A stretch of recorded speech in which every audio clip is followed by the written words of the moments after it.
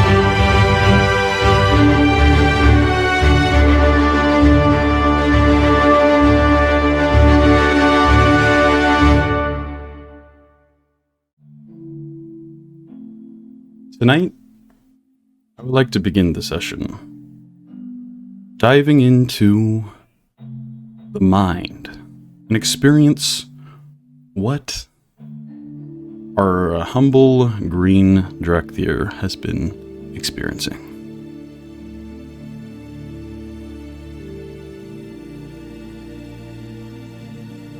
All is dark. You have no eyes to open. No breath to draw. There's only stillness, cloying, ancient, heavy, with the taste of rot. You do not remember who you are, but you remember death. It coils around you like waterlogged roots, thick and endless, seeping into every hollow where light should be. It clutches and clings, not with hatred, but with hunger. Then something changed. A ripple, a warmth, not a flame, but of something far deeper, grief. It echoes through the bones of the world, not as rage, but as a lament, so vast it makes the stars hold their breath. You feel her before you know her. Mother. She does not speak, yet you know her sorrow. She does not burn away the rot. She suffers it. And from that endless, patient ache, she offers not wrath, but compassion. She places something within you, not a command, but a seed, a truth. Where the death clings, you push back, not with force, but with growth. You awaken, not with breath or sound, but with becoming. Your roots thread through the ash of forgotten ages. Your limbs stretch into the void, aching to touch memory. You feel the press of wind long gone to the cold hum of loam, the far cry of sun through stone. You do not see the world. You feel it. And through that feeling, you are named. You are Coarann. You rise in silence, not to conquer, not to rule, but to heal. The death flees you slowly, inch by inch, drawn back into the hollow places it's once filled. And you are not alone.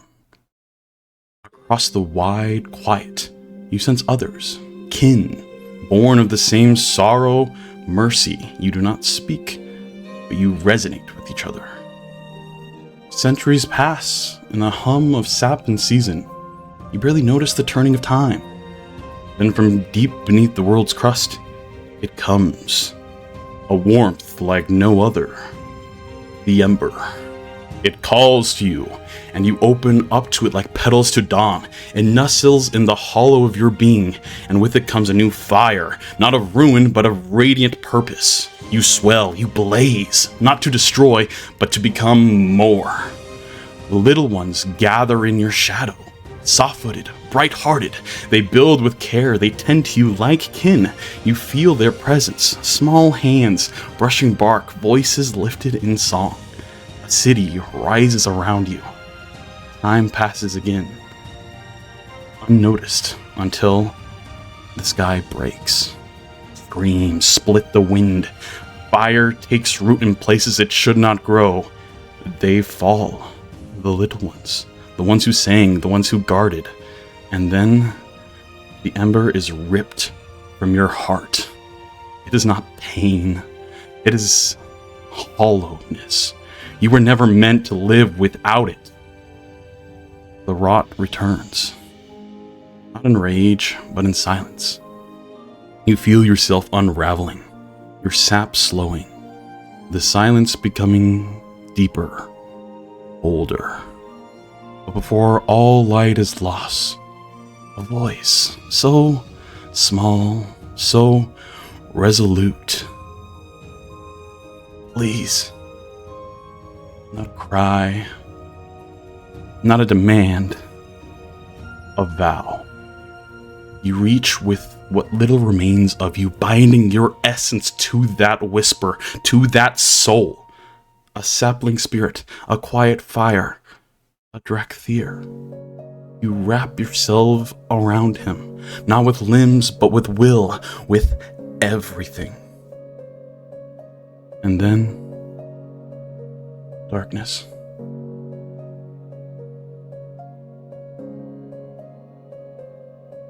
And the darkness continues. As we shift away from a moment into Euan's unconscious state, we return to the quiet night streets of Veltari. Maldorwen, you are just leaving the Somnum district, that eerie sense of reverence still foreboding from it. This meeting that you just had is curious, to say the least. But you feel like not all is lost here. You were concerned that some individuals of the city were most of the individuals were just playing the grander game of life. But from what you just experienced, maybe not all of them are. Some individuals seem to know that the conflict is not over. It is just halted for a time. And this kind of goes through your mind as you're walking back towards where are you walking?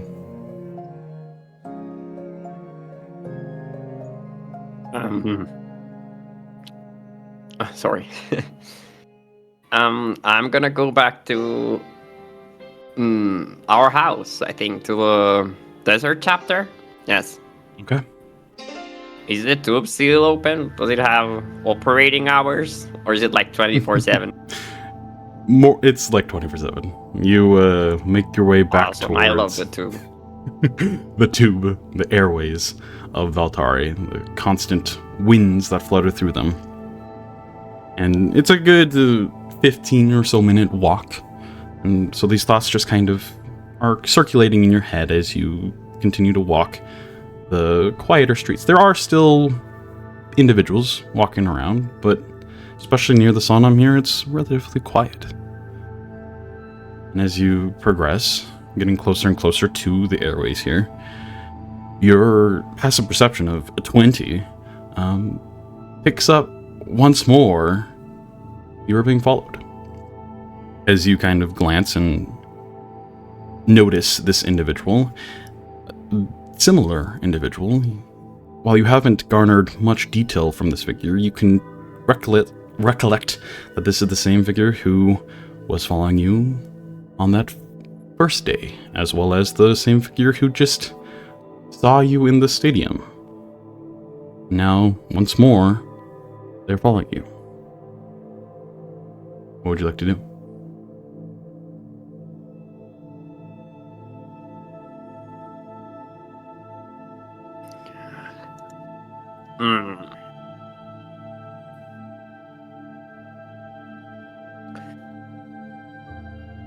I think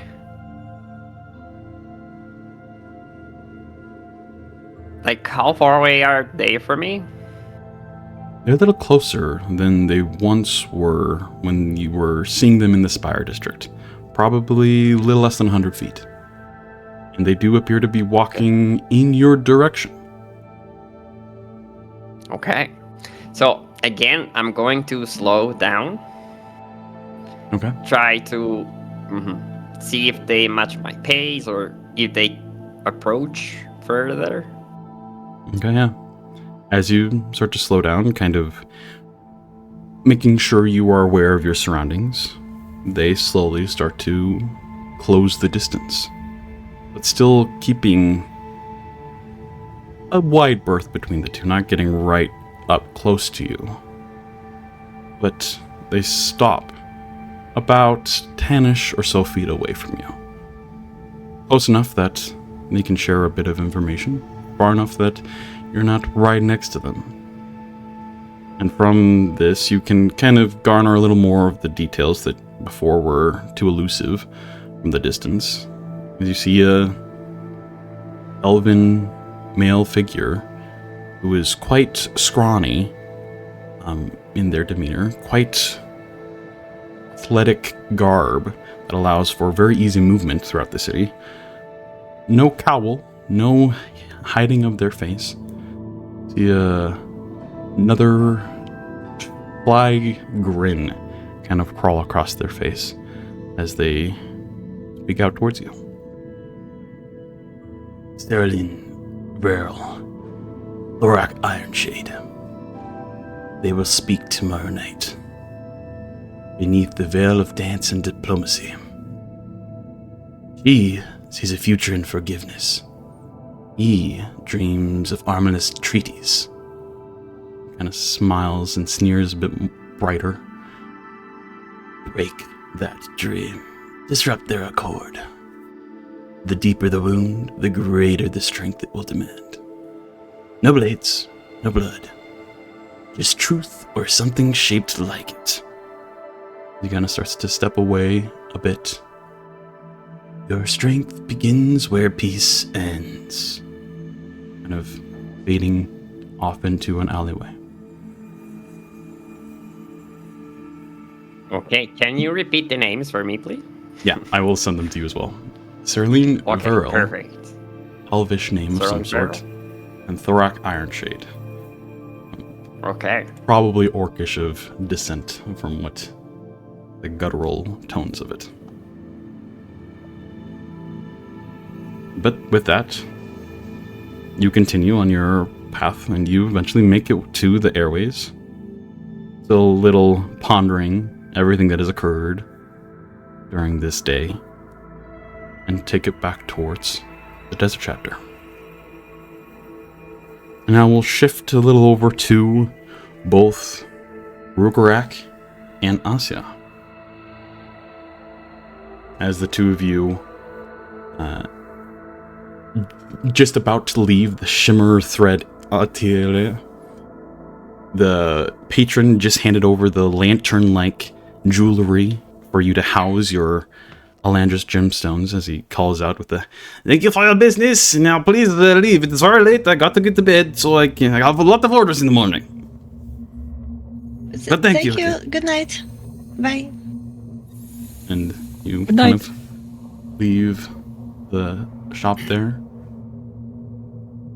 And the bustling of the fabrication district has once again died down quite heavily.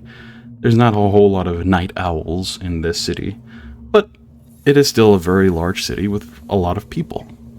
And so there are occasional wanderers as you start to make your way back towards the airways to what I presume return back to the desert chapter, or is there anything else you would like to do? Asja's just after getting the jewelry is going to have a look on her face, and as people are passing them on the street, she's going to kind of judge based on their attire. She's going to judge the book by its cover type deal. Okay. She's going to look for somebody who's maybe a little bit finer dressed, because they at least know the Blazing Ball is a finer dressed kind of affair type deal. She's going to... Excuse me, I'm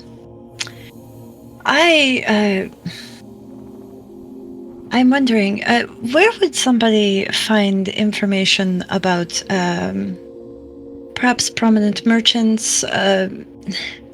I'm supposed to meet, I don't know, very hard to tell who they are really, but I'm supposed to meet with, Johan. I'm going to butcher his name, I'm sorry. Euan?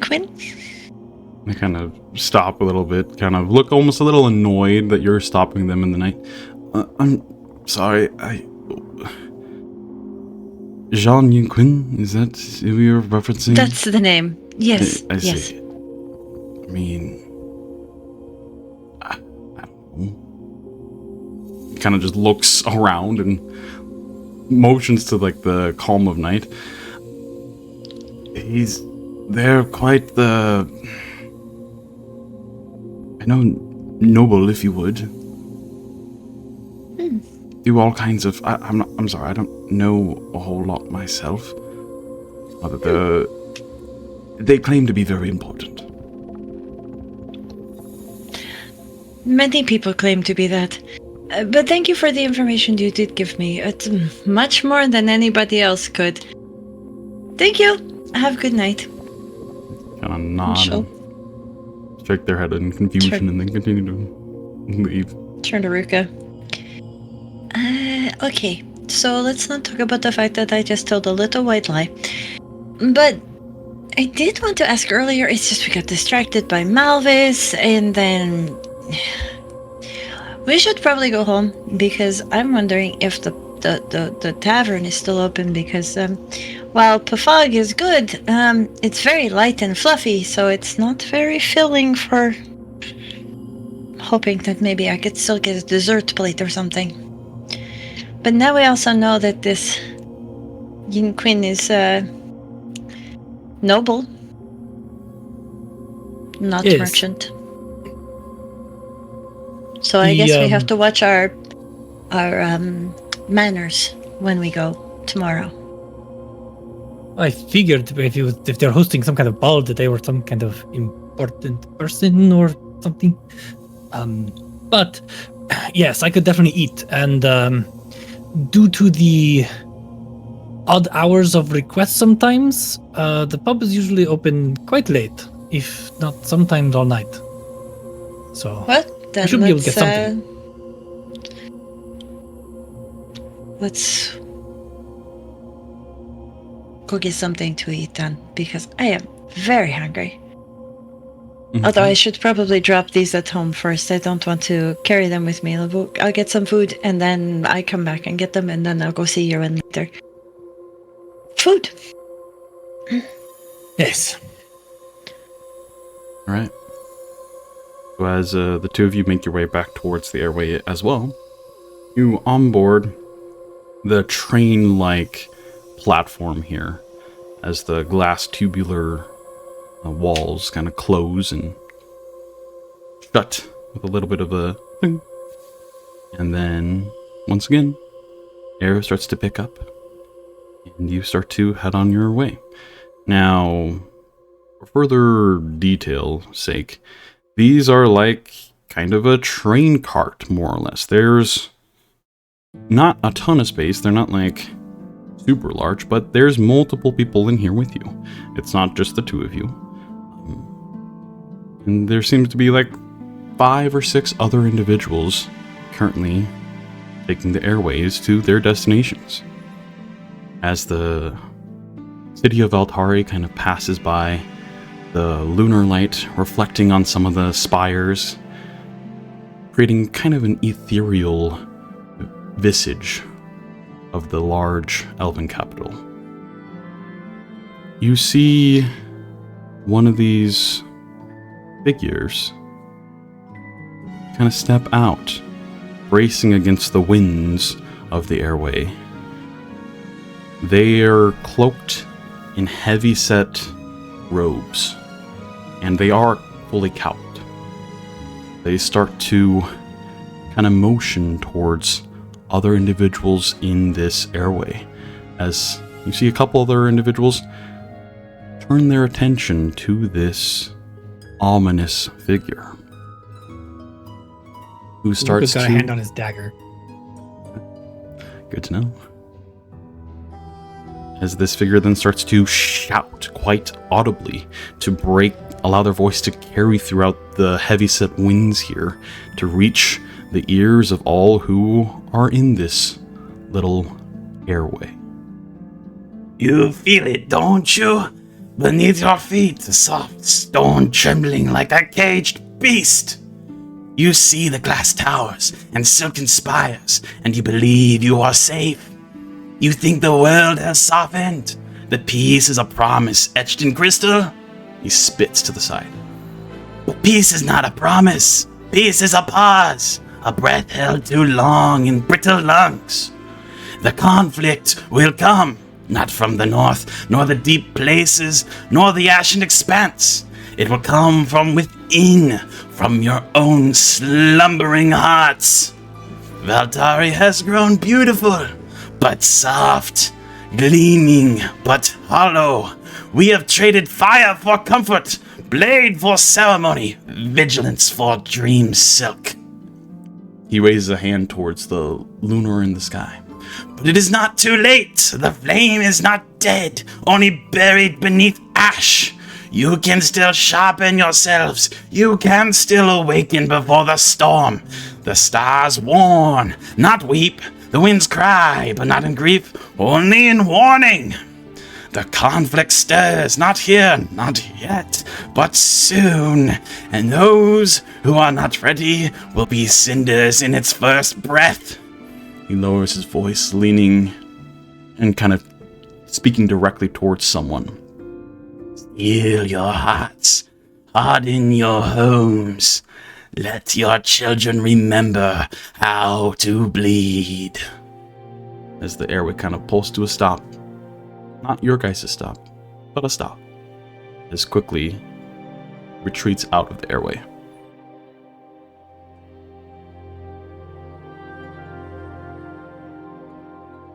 And a couple other people join in. You see the couple of the other individuals seem quite disturbed, is a good word for it. There's some that look lost in thought and thinking, but the vast majority of the elven riders here look a little bit concerned as the airways once again picks back up and you guys start to return towards the desert chapter.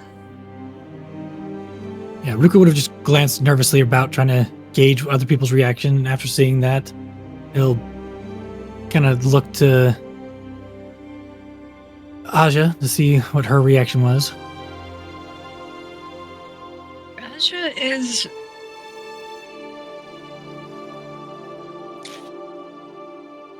Asja is very much just kind of seeming to be staring where the person was, almost lost in thought, as she's shaking her head.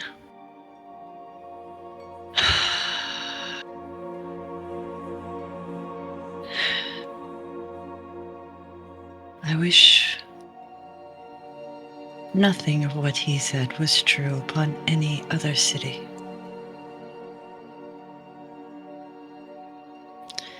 unfortunately. Maybe he does speak with some truth after what we saw in Elendor. Yes, I was going to say. That was certainly true of Elendor.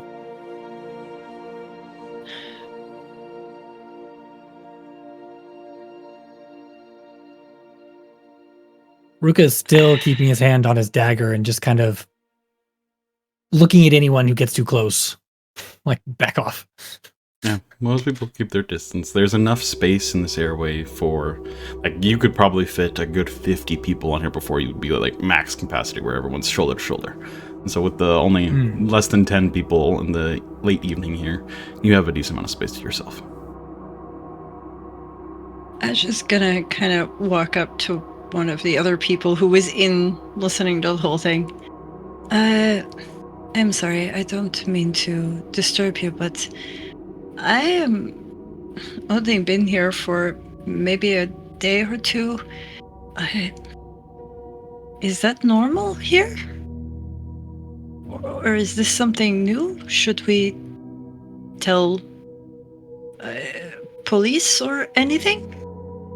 I don't quite know. It's quite concerning, but I just kind of shiver. I'm not sure. I don't. This is the first time I've heard of conflict on the horizon. You think what they said is true?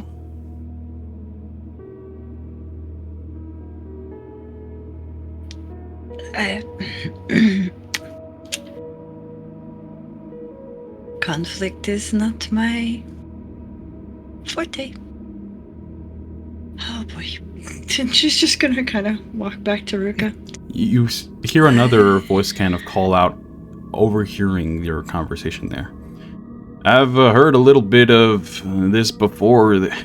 There's a couple individuals that wander throughout the city, especially at nights, that kind of just call out this information to try to sway the people to believe that something grievous is upon us.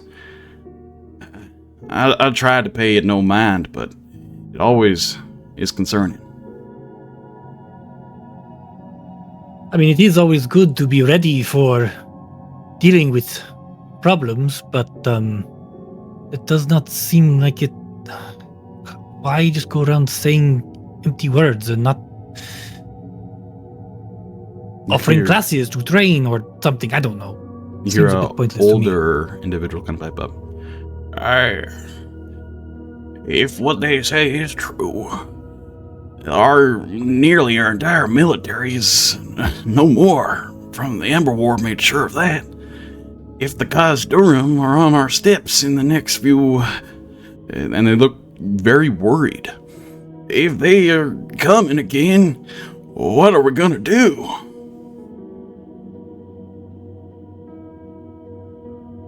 Well, if they were speaking truth, they did not seem to be talking of Khazdurim. I don't know. Seemed like they were saying that everyone in the city was getting lazy. But that's what he meant, Ruka. Was it if the Khazdurim come again? The people of the Sunspire Dominion have forgotten.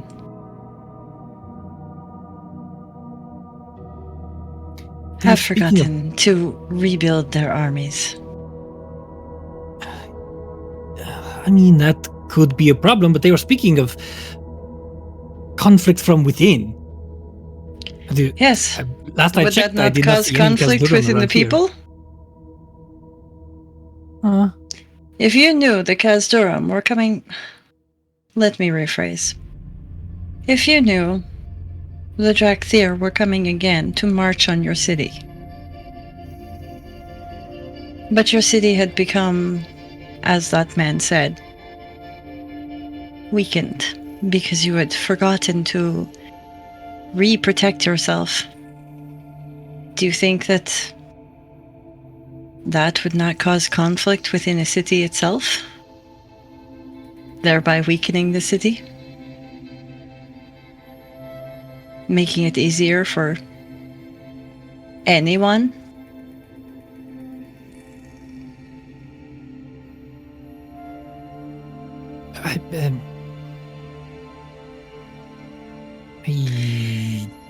I don't know. It's for me the greatest conflict is in the nature of death and fighting that. Sometimes it can come from an actual intelligent creature, intelligent being in war and other things, but there are many other sources of conflict, and I don't know. Maybe I just cannot relate.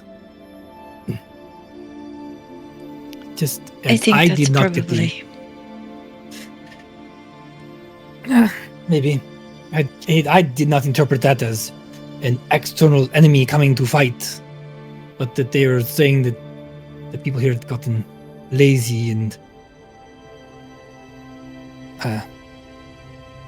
don't know. Cannot protect themselves against things that might or may be coming. Maybe. She's going to turn back to the others. Do not think too much on his words. Maybe think a little on them. But don't let them worm into your heart or anything. Go ahead and make a persuasion check for me.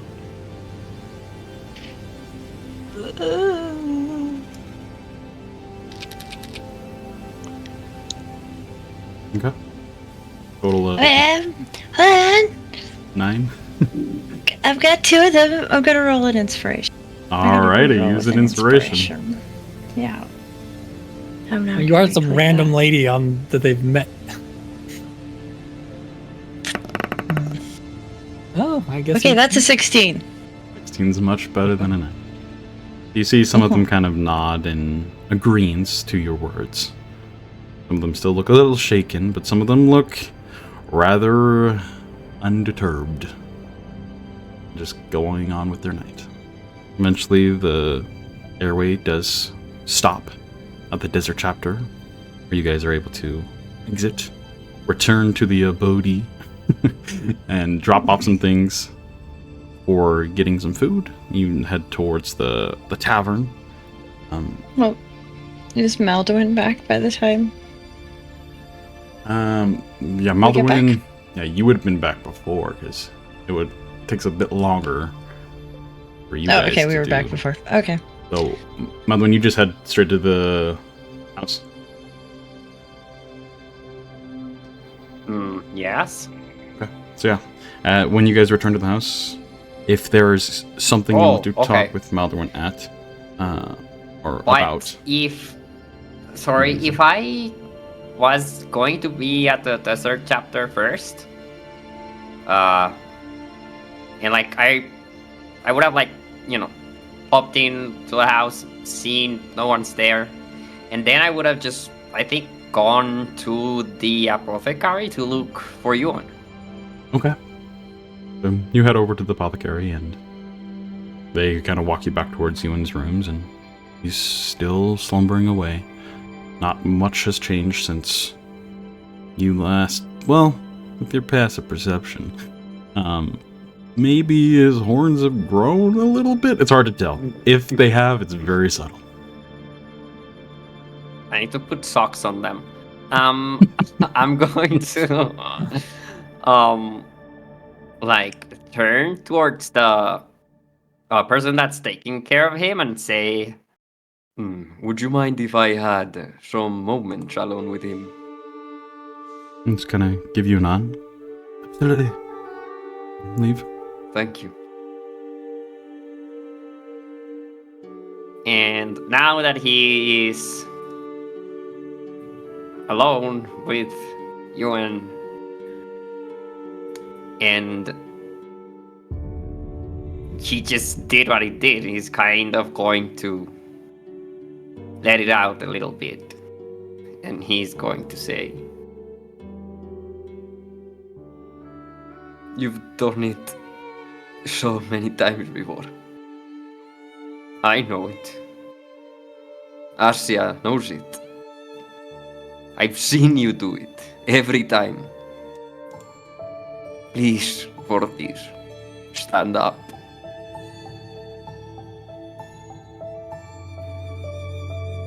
There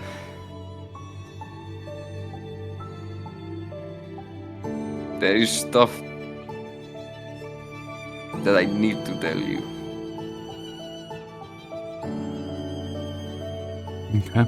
In this moment, as Maldorwen kind of sits there and stares at the bed, Euan's hulking figure kind of weighing heavily on it, the subtle flickering of different sconces filling the room with a little bit of light.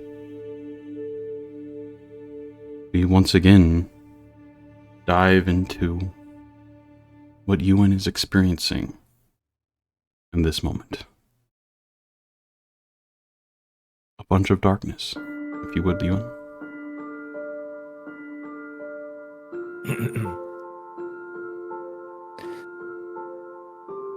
This darkness is not absolute. Faint whispers drift from beyond. Shapes of sound, pulses of wind. The soft murmur of a world still turning. But they are distant, muffled, like light beneath deep water. For a long time, I am only awareness without form. But then, a warmth, not fire, a connection. It reaches through the dark, small but steady. Not a sibling, but still familiar. I move towards it, not with limbs, but with being. And slowly, thought returns. But nothing fits. I feel things I never knew to feel. Lungs drawing air, a heartbeat echoing like a drum. Sight floods me, too bright. Sound strikes like thunder. Skin, voice, name. I do not understand. I am tree. I am not meant to move, to breathe, to bleed. And yet, I am also you. Your memories flood me. A life lived walking, choosing, aching, hoping. A fire kindled inside you. My fire, buried, blooming again. You see what I was. I feel what you are. Together our thoughts tangle and twist, like roots finding one another beneath the earth. Two voices in single rhythm. And as the stillness begins to break, a truth blossoms between us. I am Coarann. I am Euan. In this moment, we are not two beings, but one, awakening through memory of the other. And in the quiet that follows, I feel something else. A pull, faint but real, like wind brushing through distant leaves. Others. Not close, not clear, but there, threads across a land that still remembers. They do not cry out. They simply resonate. And something deep within me knows I will have to find them. But for now, I am awake. Not alone. Not yet whole. But growing.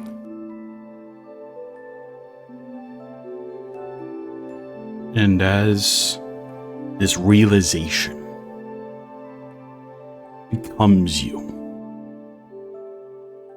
whatever this new you even means, the deep slumber that you have been unknowingly drawn into starts to surface as you hear a collection of voices that seem to call out to you. Euan, wake up. I need you. I can't lose another parent. So just one little spark and you're already laying down? Come on. You know there's ass to kick, right? I'll wait for you outside. I'll be training. I really need you to wake up though, okay? Please? Soon? I could use a little bit of help in training my skills. If you could come back, I would appreciate some training. Well, this proves we're family now. Your Landris is glowing. Come back now. Wake up. As your eyes open,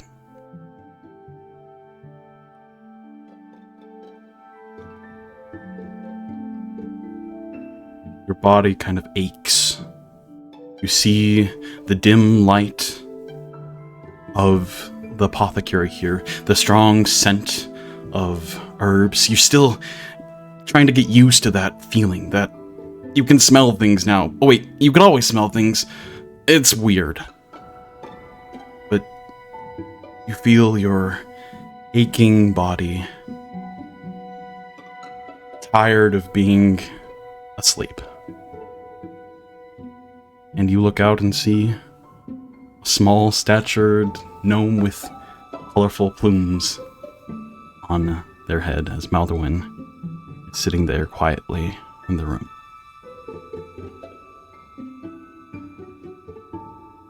As Euan's gaze kind of drifts across,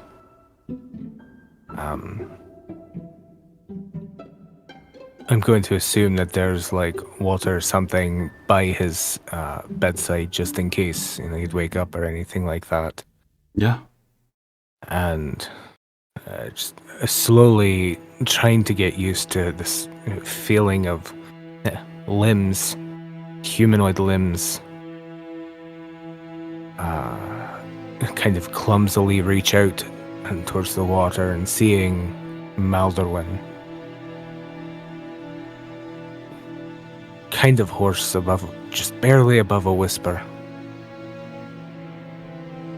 Crying's not a good look on you, you know. What this?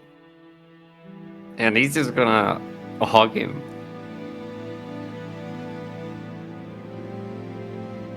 He will kind of clumsily wrap an arm around Maldorwen and fumbling with the bottle of water that is there kind of starts to slip out of his claws, and he'll overcompensate and accidentally punch the bedside table and drop the water on the ground.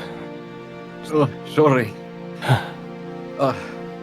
I'll get it, don't worry. Are you okay? I don't know. So many voices. So many memories. We are in We're in the desert chapter. Tari, correct? Yes. Are the others alright? I think so. Were going to pick up some things they wanted to buy. What is the last thing you remember?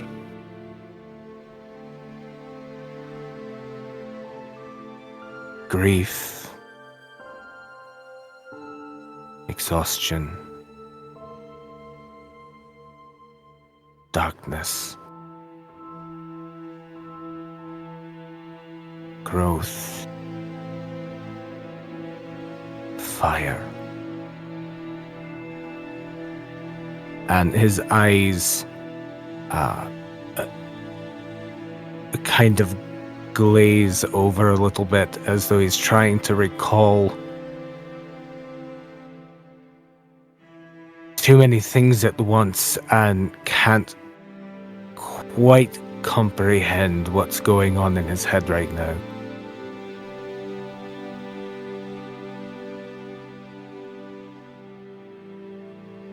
How long have I been asleep? Not too long, but long enough. You've missed a lot. There is so much going on in the city for this. I'm so glad you're back.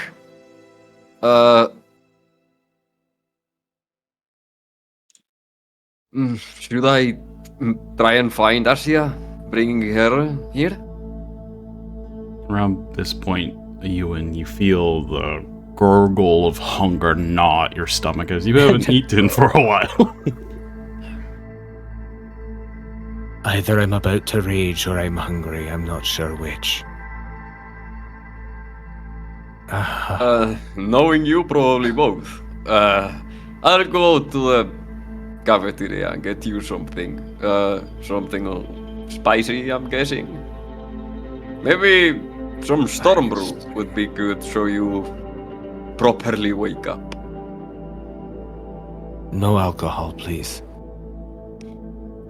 Alright. I'll be back in a minute. And as Maldorwen leaves,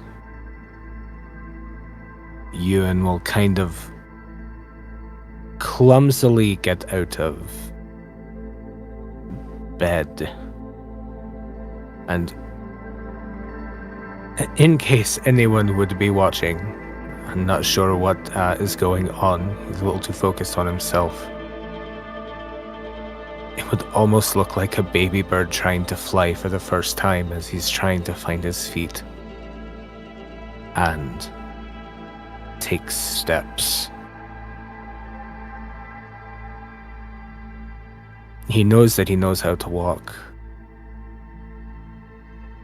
There's so much filling his mind, and he simultaneously feels like himself, and like no one he's ever met. I think it would take him a few minutes to find his footing finally, being able to walk around the small room that he's in, holding on to furniture still, not because of the clumsiness now, but just because of the wound, the pain that he's lived with now for almost a century. And after he's... Oh, sorry, go on. Maldorwen left, you kind of stumble around for a moment before another elven individual, kind of robed in first that apothecary garb, kind of comes to your aid. Oh, you're awake! And sees to your needs, make sure you drink plenty of water, they kind of help you around, get to balance a bit more and whatnot. Yep. Do you know how long I was out for? How long I've missed? Not exactly. You were ministered here earlier this morning. I believe it's just been roughly a day.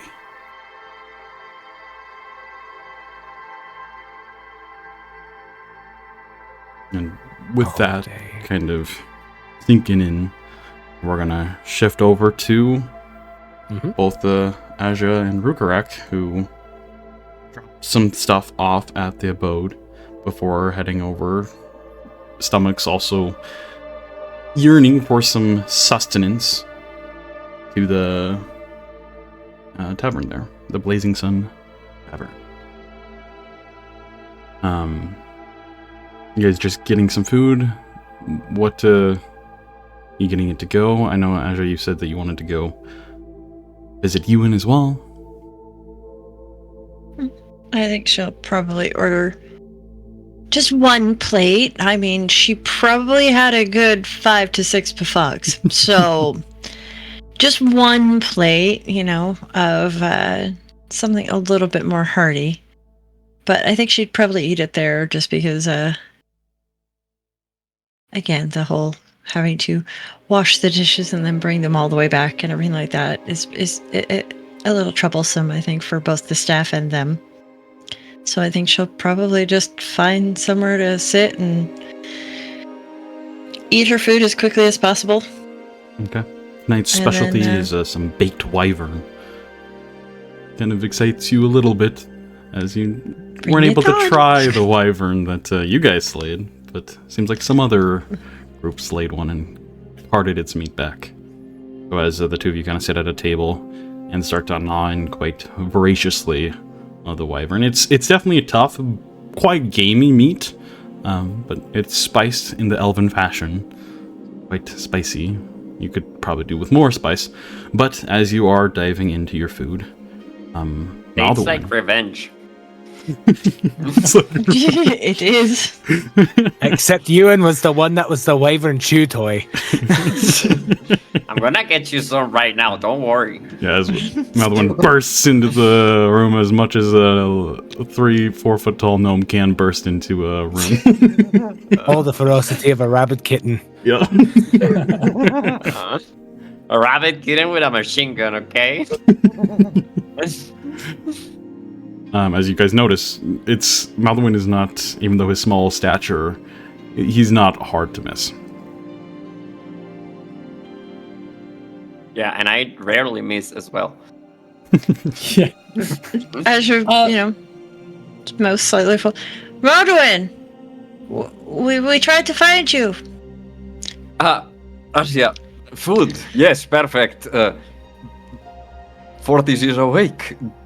He is very hungry, so... do you want to go? Before the words are out of your mouth, she is out of her seat and running for the door.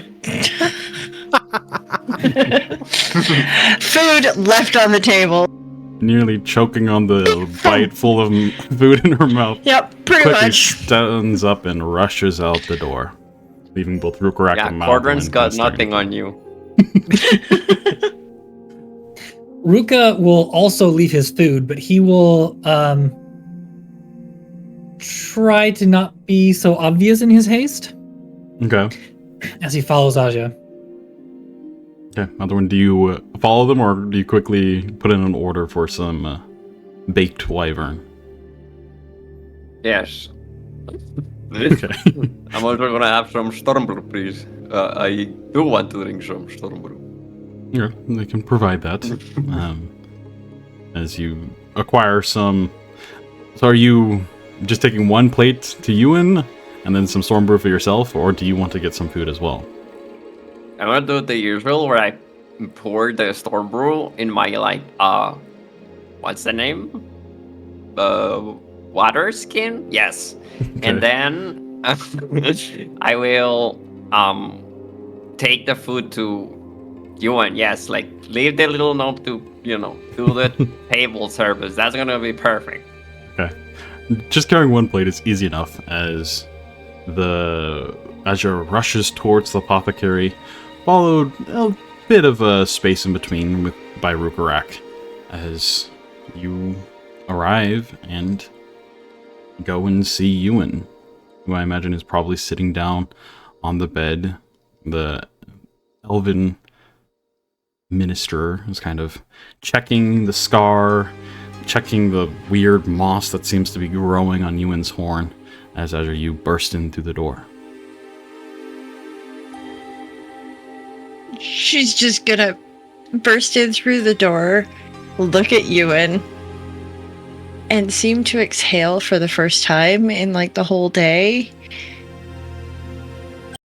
And then, without even apology, she's just going to rush to him and kind of, sorry, attendee, hip check, and attach herself to Euan in a giant hug.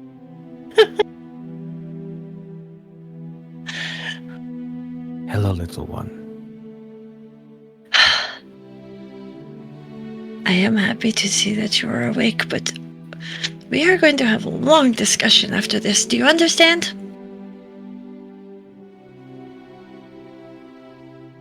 Very briefly, his eyes kind of glaze over, almost like his vision's going out of focus. And then will nod. I think I owe you that much. Oh, I think so too, seeing as, right, before anybody... Sorry about that. It's fine. I think When- I'll leave you to be. As they leave, Perfect, thank you. Ruka kind of saunters in. Ruka's just gonna stand by the door frame and lean against the door, and just Okay. watch. And Asja's going to lower her voice and in Elven, sorry, Ruka. The pouch on your... Don't take it off. I have some explaining to do as well. And needless to say, if you take it off, I don't know what's going to happen, and you might go a little unhinged. I will explain. Ruka, he's awake, and he is good. A little blurry in the eyes a little, but he is good. Yes, I can see that. He's just gonna Let's nod hope at he gets Euan, better. and good to see you're awake. Euan will smile. A little bit. Still very hazy. I'm glad to see you're all safe.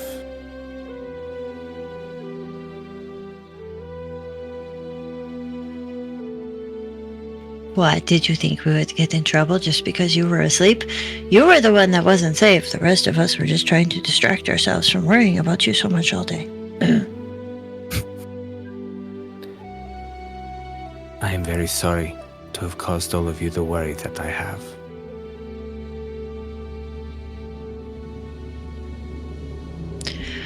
It's okay. We had a long walk across the desert. You're older. You just needed a good sleep.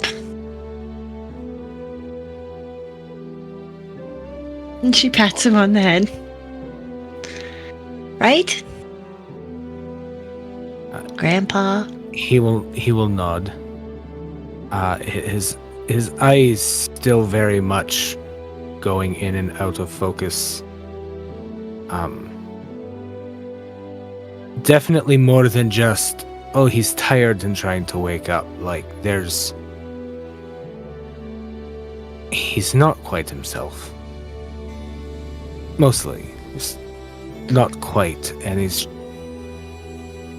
Can Asja roll an insight check on Euan, please? Absolutely. Thank you. Boss check. Moss check, yep. Moss. Oh, I 12. thought that was going to be a nat 20 for a second. That was Did close. you? The 20s are right next door. I had 12. No, it's a 12. You've experienced people waking from different things like this, and he just seems a bit dazed. You're sure by morning he'll be back to himself. Okay.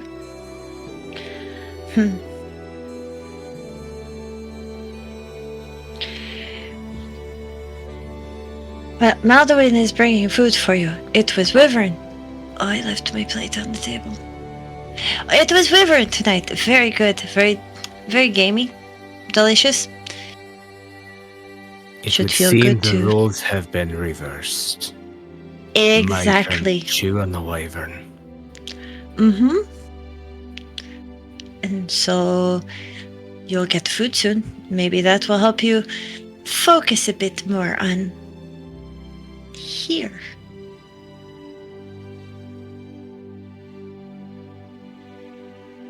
Perhaps.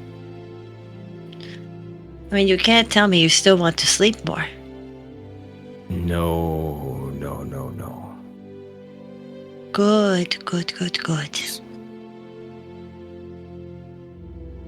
Around this time, Maldorwen comes in like the Olympic carrying the Olympic runner carrying a plate of baked track deer.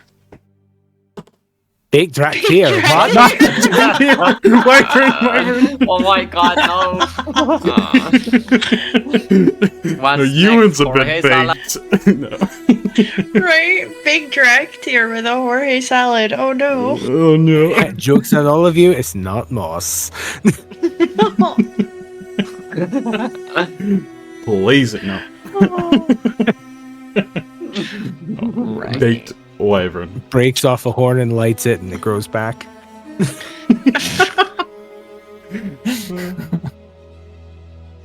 Oh no. He will take the food. He's not gonna wolf it down as hungry as he is. Old military man knows better than to wolf down food when you're trying to recover from whatever just happened. Mm-hmm. He'll take his time and eat it. Very aggressively chew the first few bites of wyvern before he's out of the energy to do so.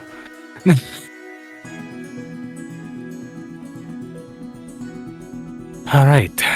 So what did I miss?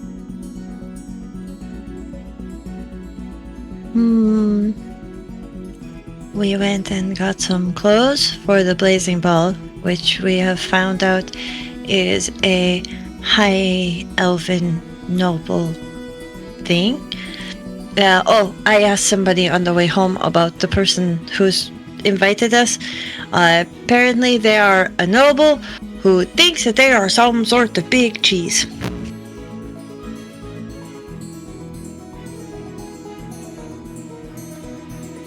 Very interesting. Then we've watched Maldorwen's sister and her team kick butt of the other team. Very entertaining. I tried Prafog. It was good. Not His as filling eyebrows as will kind of pop up a little bit, hearing that you actually tried the fabled Puffhog. I hadn't eaten all day. It was the only thing available in the stadium. And then, Maldorwen bought some and passed them over for us to share, and next thing I know, one turned into two, turned into three, and Ruka turned and said, "Do I have one?" And by that point I had already... Yes, I'll probably have to try it next time. Actually, I mean, I've had it before, but... Very it's been a long delicious. time. Very cute, but very delicious. Well, I'm going to let you two get caught back up. I'm going to go finish my meal. Good to see you, Euan. And he's going to duck out.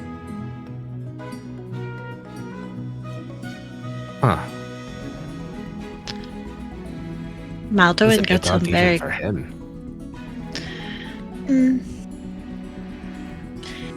He has missed you. He was worried as well. Maybe now that he's not so worried, his tummy is actually hungrier than he was before.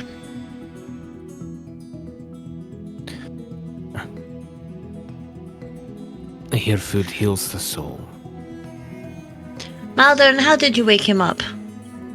I was going to put hot sauce in his eyeballs tomorrow like somebody suggested to me. Please no.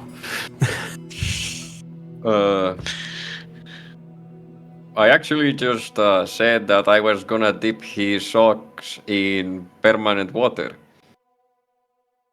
I didn't think about that. You're so smart. There is a visible shiver that runs up Euan's spine at that statement.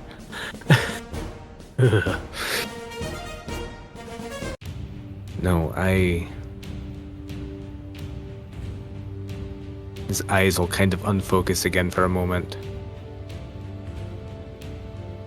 There was darkness and so many memories. And then I heard all of you calling out to me.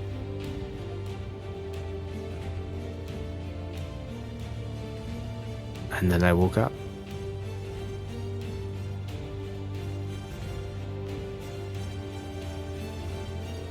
Well, what matters is that you are awake. I think I'm going to catch up with Rhukkarrak. You rest. Tomorrow is gonna be... It's gonna be quite a day, I think. And I don't think you would want to miss it. I didn't sleep Tomorrow through the is the tournament, tournament. did I? Nope, that's tomorrow. Oh, good. All of you would be hopeless without me. It's a very lame attempt at a joke. Come on now. I think we'd have a little hope. Just a little, yeah, I think we'd have a little hope. But not as much as we do when you're with us. So... don't do that again.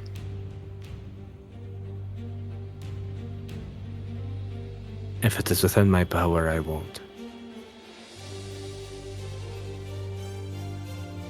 It has never been my intention to worry any of you. And I'm sorry that it happened.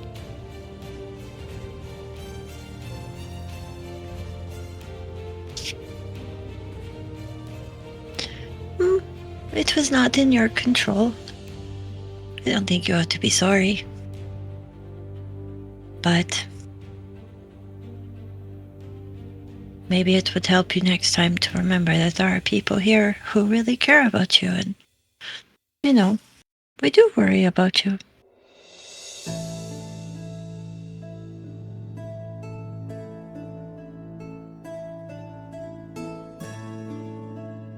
It has been a very But anyways, long time. Before Very I long met time. you, before I met you, that I had much of anyone to care about me and worry about me. It's a feeling I'm still getting used to, especially now that there's more of you that seem to care about me. That's a nice feeling.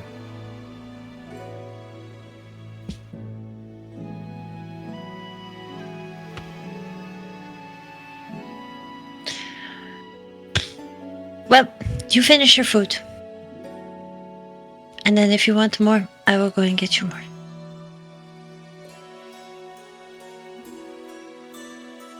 But actually, Maldorwen, before you go back over and to the thing, could you just stay with Euan for a minute? I have to run back to the abode and grab something. Is that okay? Yeah, sure. Thank you. I'll be back. Well, I now know the walk takes about 5 minutes. Be right back. She's gonna leave. To go back to the abode and grab the lanterns. Alright. Easy enough The done. lanterns. The lanterns. There we go. Lanterns. The lanterns. As Asja leaves and Maldorwen and Euan are sit there kind of in solitude for a moment. Rhukka, you return to the tavern and finish your meal up. Is there anything anyone would like to do in this time before Asja reconnects with Euan with the lanterns? Rhukka will take the rest of Asja's meal back to her in the apothecary. Okay, you just hear out, "Don't leave your plates there, or our plates there," as you leave with the plate to the apothecary. We will take it back like we did the last time. All right. So as Asja re-arrives at the apothecary, Rhukkarrak in tow with the rest of your meal, you all once again arrive back at the Euan's bedside there. Oh, thank you. She'll take the food and I guess sit next to you and on the bed and discuss the textures and yet how it is slightly bland. More bland than she likes. It could do with a little bit more spicing.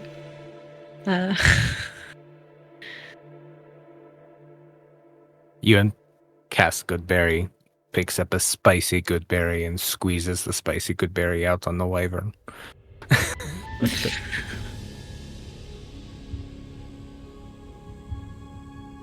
So, tomorrow, we are just going to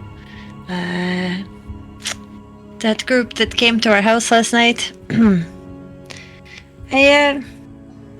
I've never wanted to teach somebody more a lesson about manners than them.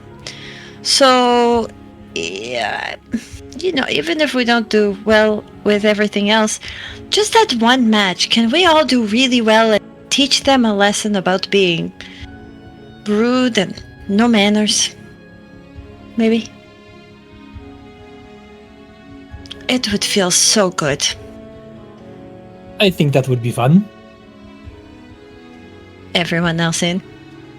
My halberd is still at the shop getting repaired. They're probably wondering where I am. It just kind of They dawns probably on know him. where you are. I'll have to go get that. You said something about getting clothes for the ball. I should probably do that as well. Oh, we got you a jacket. Oh. A dress shirt thing. I appreciate that. I think I you're hope it gonna fits. look really good with it. A small smile kind of crosses Euan's lips. I think there's something else I'd like to get to go with it as well.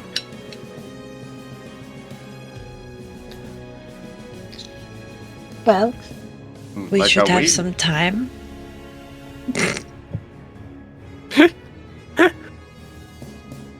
I mean, if you're going to order something, we should probably go back to the shop early tomorrow morning. But they have a Assuming- really cool mirror. You just stand in front of the mirror, envision what you want. Boop. There it is. In the mirror. And they go, okay. And they go off and they make it. Really cool. That is You actually have to see assuming it. they'll let me leave the apothecary.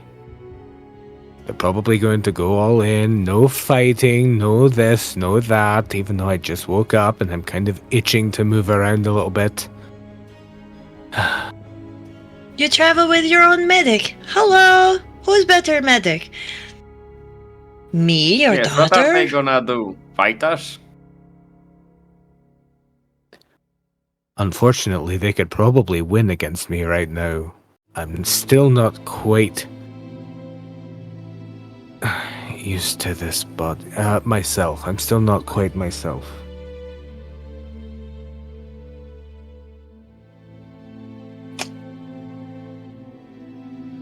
Well, you could always stay here for tonight, and then first thing tomorrow morning, we could come in, I don't know, break you out. If they'll let me go back to my bed in our abode,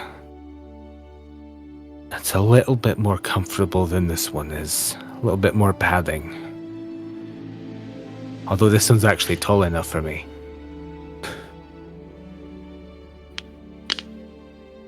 But they might let you do that.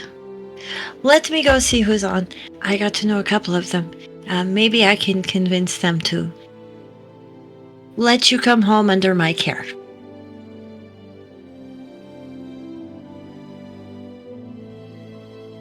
Goodbye, everyone. Yes, I'll take your dishes back to the tavern. Thank you, Rhukkarrak. Asja is in the process of licking up the last little bits of sauce. Here you go. Well, I guess I was just trying to help clean it. And for those curious, Euan did in fact eat all of his food. Hey. He's still a hungry boy, Drakthir. Alright. Asja is going to go to the to find who the attending is at the moment. And see what it's going to take to get her dad released under her care. That he has expressed that perhaps being at home would be a bit more comfortable in the waking up process and stuff like that. Okay, yeah. Easy enough. The attendant just kind of chipes up. Oh, yeah, that checks seemed all right. Maybe a check-in tomorrow, but he should be fine to go back there. Perfect. Thank you. We will make sure he gets in tomorrow to get a good checkup. Make sure he's still working properly. I'm excited to take him home. Thank you. Again, goes back to the back. Alright, well, that was easy. You can come home, but we have to bring you back tomorrow for a checkup. So maybe we do that before the tournament, and then we just don't say anything, and then they see you fighting in the tournament. At that point, it's a little... Stop you. That could work. I should not be encouraging this kind of behavior, but I You really should do want more not space. I know, Be but I want the encouraging bigger this space. kind of At the same Maybe time, the bigger I've space also comes with had bigger worse. beds.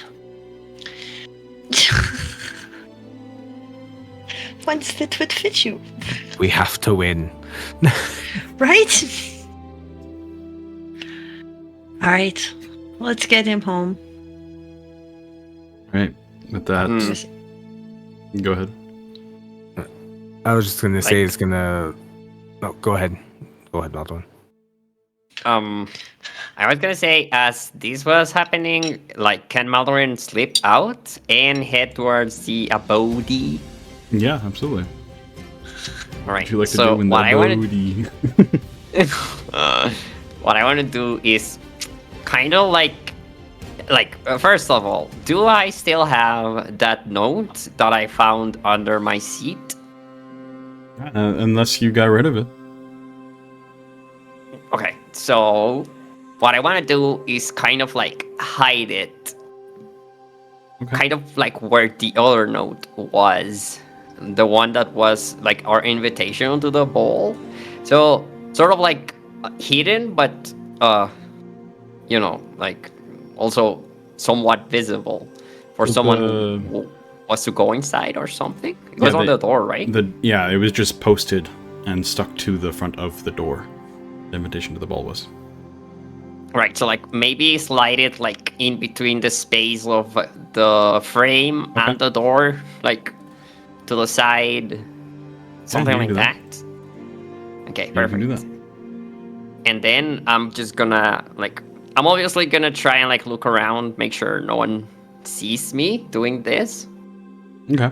And then gonna head to the bar with the Rhukkarrak. Easy enough done. There's getting quite late, and you see the occasional sentinel, but not a whole lot of people. So you can make some time to subtly prop it in the door there so it is visible when people return. So as Rhukkarrak and Maldorwen return to the tavern there, to return some dishes, Euan and Asja head back towards the Bodhi. Is there anything in particular Rhukkarrak and Maldorwen you two would like to do in that moment? Oh, Rhukkarrak's plan was just to return the dishes and then head back. Okay. So, I think I would just probably- do some like mock talk with Rhukkarrak, just like not to seem suspicious. Okay. And like I'm just gonna like maybe keep him there for a second, saying like, Earlier this morning, when you were at the apothecary with Asja, I had some time to watch our rivals, and I observed one of them fights up close without weapons. And I think that could be maybe a problem if she gets really close to me, or Asja, perhaps. I don't know. Even though Asja has been working out quite a bit. I don't know if you have seen her arms lately, but in any case, I would appreciate it if you maybe kept her away from me. I think her name was Alara. I will try. I'm not as tough as Euan, but I could certainly try. I'll make sure that I at least keep her distracted. I hope Euan is gonna be fine by tomorrow. We really need him. Yes, you're right that Euan would be best at that. But she is very agile, so I don't know, just try to watch my flank or something, if you don't mind. I can do that. And I wouldn't worry too much about Euan. He looked like he was fine. In his very non-medical experience. You did seem worried about him earlier. Yes, we certainly need him when we face the dangers around here. Whatever we do in the future. But he looks fine now. All right. And you have really good passive insight, so you can probably see this. He's still a little worried. Conflict is on our side. So, we're gonna be fine. Yes, you're right. Can't wait to beat that smile out of Sariel's face. He was, I don't know, it didn't sit well with me. For some reason. Yes, they seemed a little bit. There's always been a little bit of rivalry amongst the members, and it's mostly fun. But they did seem a bit condescending once they left. So Yes. it would be nice to show them that they cannot judge us by the way we look. Well, maybe they can once we are dressed in the clothes we bought. Yeah, I don't plan on fighting in that. That was not cheap. Yeah, we can parade around them, once we're back from the ball or as we're going out. Yeah, maybe we'll run into them. If we win, they're probably gonna be paying attention to what we do. Anyways, should we head back? Yes, we should. Okay. So as the two of you start to head back, we'll reverse in time a little bit. As both Asja, you help Euan kind of cross the 5-10-ish minute walk over to the abode here. Yet again, Euan, you stumble in a little bit, still trying to get used to walking. Again, it's weird. But you arrive and you do see the note that is propped in the door. Especially, maybe not right as you approach, but as you open the door, it kind of flutters out and falls to the ground. Okay, well, Asja will prop you in on the door and lean over and pick it up. Once again.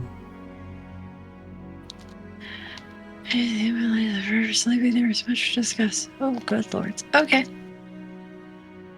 that talking I don't about me? I don't know. I don't understand what it is. Maybe Rhukka or Maldorwen will understand? I don't know. I'm just gonna get Euan in the house. And she'll put the note on the table. And then get Euan over to Euan's bed. Okay. Yeah, easy enough to do. You guys have a few moments here, if you would like, before Maldorwen and Rhukkarrak return. Yes, please. Alright. After Asja puts the note on the table, she's going to turn and look at Euan. And any childlike mask or playfulness and stuff like that is gone. Euan hasn't seen this face in quite some time, but Euan does have a faint memory that he has seen this Asja before. The more raised full height. You know, there's still the smile on her face. There is still this compassion coming from her, but it's more leadership. It's more wise, older than what she normally acts. And she's going to pick up a box and walk over. So I told you earlier not to touch the pouch. And she'll open up the box and show you inside there are 2 necklaces. One is obviously a little bit larger than the second one. And they look like little Moroccan glass lanterns.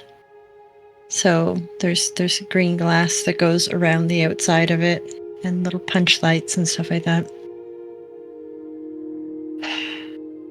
So you remember I put the pouch on you, but had the Elandris crystal that, by all physics, hold out your hand.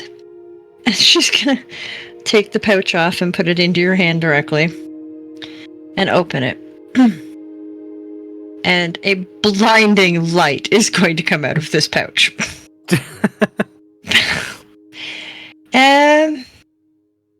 Well, how do I put this nicely? And she'll open up the larger of the lanterns. I don't think this is reacting. Maybe it's reacting to you, but I don't think... Coarann told me a little bit about what you and he talked about. And what he believed.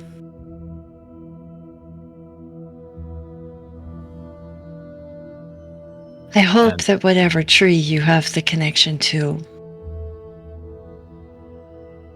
I hope I was doing the right thing by putting the Elandris on you.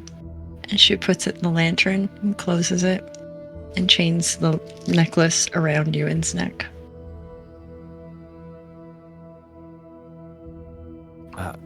Kind of mimicking when he was clutching at his chest as he was dealing with all of this and falling into this madness, slumber, whatever it is you want to call it.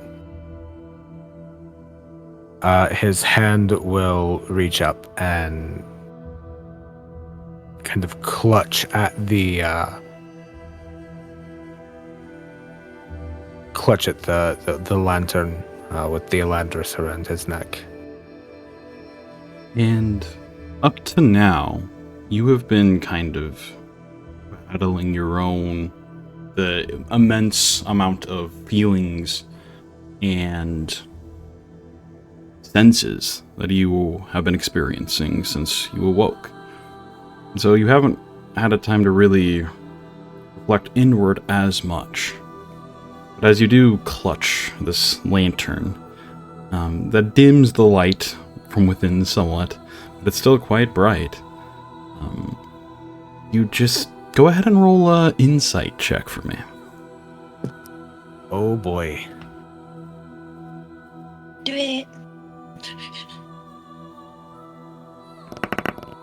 Natural 20. 20. Man. Very nice.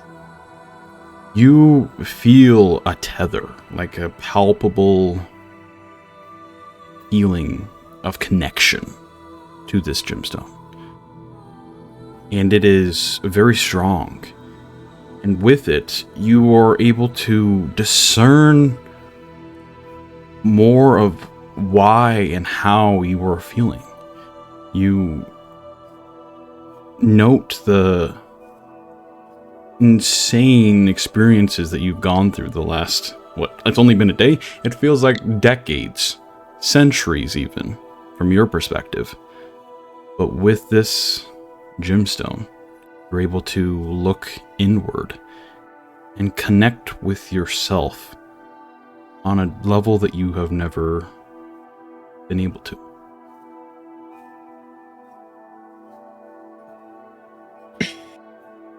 But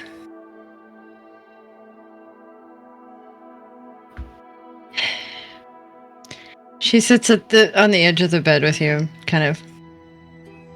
This comes with two kind of rules. One, I don't know what kind of side effects. I don't know if you will suffer the same kind of side effects that my people do if we lose or things like that with our Elandris. So I really recommend don't ever take it off. Don't ever lose it. I don't need a second dad going cuckoo because his Elandris is broken. And number two,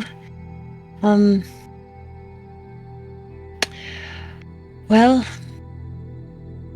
I think this could be something that you might want to keep in your shirt or something like that, because well, it does look like maybe it's a little mote of magic or something in there.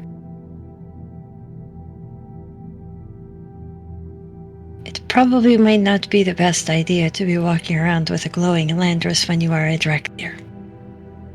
Even if you are a special Drakthir, it could raise some questions that might, I don't know, if the wrong people could put you in danger. The whole time that you're talking... Sorry, go ahead. No, go My ahead. apologies. I was going to say, the whole No, time go that ahead. you are talking, Euan is holding the little lantern up, where he can look down and see it, and his gaze has not shifted from the Elandris as you are speaking. But on that note, and she picks up the second lantern and takes a pouch out from her own neck and pops her own Elandris into that one, which glows a lot fainter, and puts it around her own neck. I guess now we are family. Tink, tink. It didn't take an Elandris for me to know that, little one. True. But now we are connected by something more. Okay. We could call it the Cinder Heart. How about that? Did I like tell you that. Jorge said hello to me? You spoke with Jorge. I spoke with Jorge. I put my Elandris on the roots. It wasn't really words. It was the same way that I sense people's life energy almost. But it was a feeling. It was very weird. But they're there. DM, quick question. Mm-hmm. Throughout these visions and everything, there's been this talk of connection and being able to feel the world around, not just around me, but as a whole. Do I feel Jorge's essence at all? Mm-hmm. We're gonna use that same insight because it was a natural 20. As Okay. you once again kind of try to look inward on everything that you are sensing. And you do feel subtle pulls to little connections. Not near as strong as the one directly to this Elandris in front of you, but others that feel like family, feel like kinship. And most of them are so subtle, just like the back of your head. You wouldn't even notice it there until you actually very concentrate on that feeling. But among them, you do feel a much weaker, less expressive, if you would. There's still something. And you're not sure if it is this other sapling, but it does feel closer.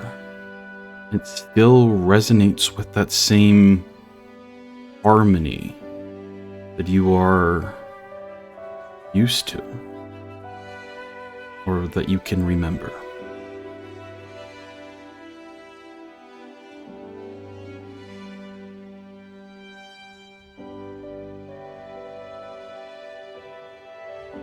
Euan will just kind of smile, look around,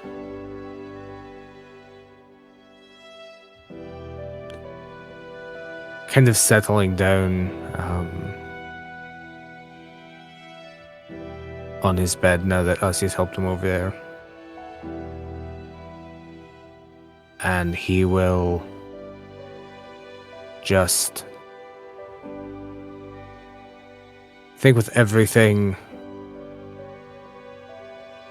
He'll pull Asja into a hug. And run his fingers through her hair.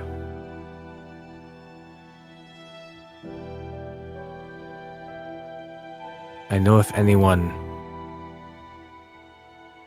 can bring back the tree from Mythendril, you can. After all, you brought me back. That's because I'm supposed to protect you. And whatever you're carrying. And here I thought I it don't was know the other if way I'm- around. So did I.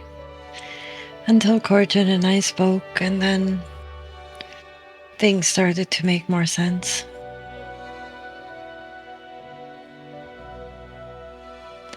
As for the heartroot tree,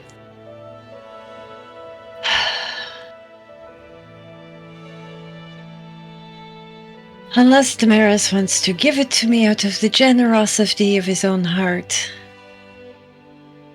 I think the closest I will ever get to seeing that tree again is only as an observer.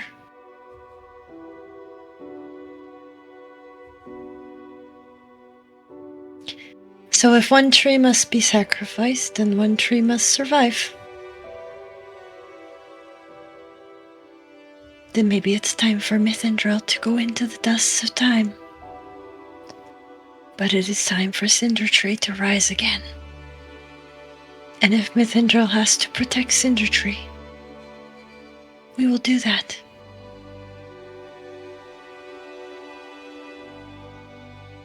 I love you.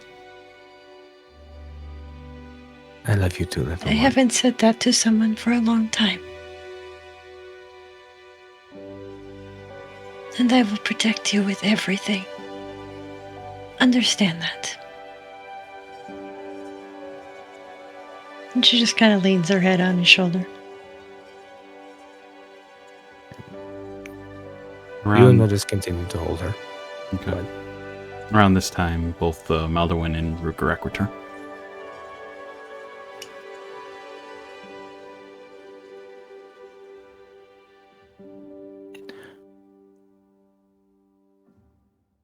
Welcome back. You seem better now. They say time heals all wounds. Well, except for this one, apparently, as he gestures to the scar on his chest. I did the best I could stitching you up for other things. You did. We had a weird note on the door. We found it, but neither of us can make sense of it. Are we being invited to another ball? Just this one's maybe like a cryptic ball or something? I don't know. It's on the Ruko's table. just gonna face of concern. And where is this note? Asja You go points over. at the table. Pick it up. On the table. He'll look it over and it doesn't make sense to me. maybe they stuck it in the wrong door. Maldorwen, does it make sense to you? Let me take a look at it.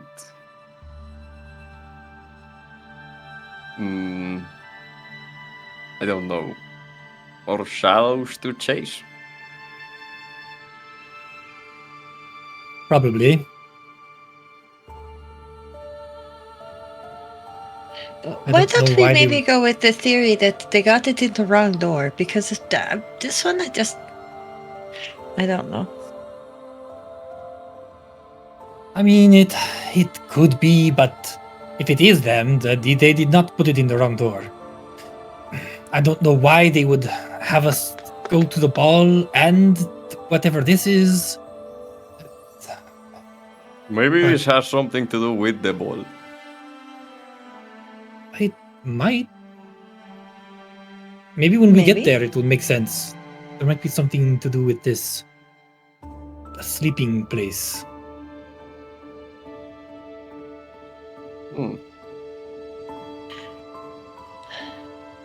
All right, well, none of us really understand it, but However, it is starting to get late, and we need to kick some butt tomorrow. And I am still feeling the effects of walking across the desert.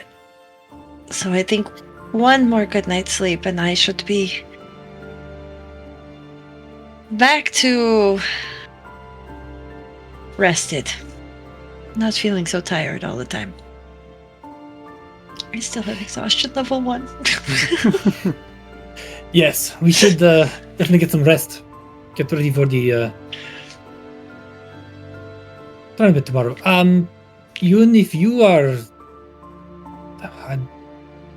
feeling better tomorrow, I wouldn't mind learning a bit of your tricks if we have time in preparation for the tournament. That should be fine. Do you mind if I hold on to that note? Go ahead. I don't mind. Yeah, I don't Okay. mind it.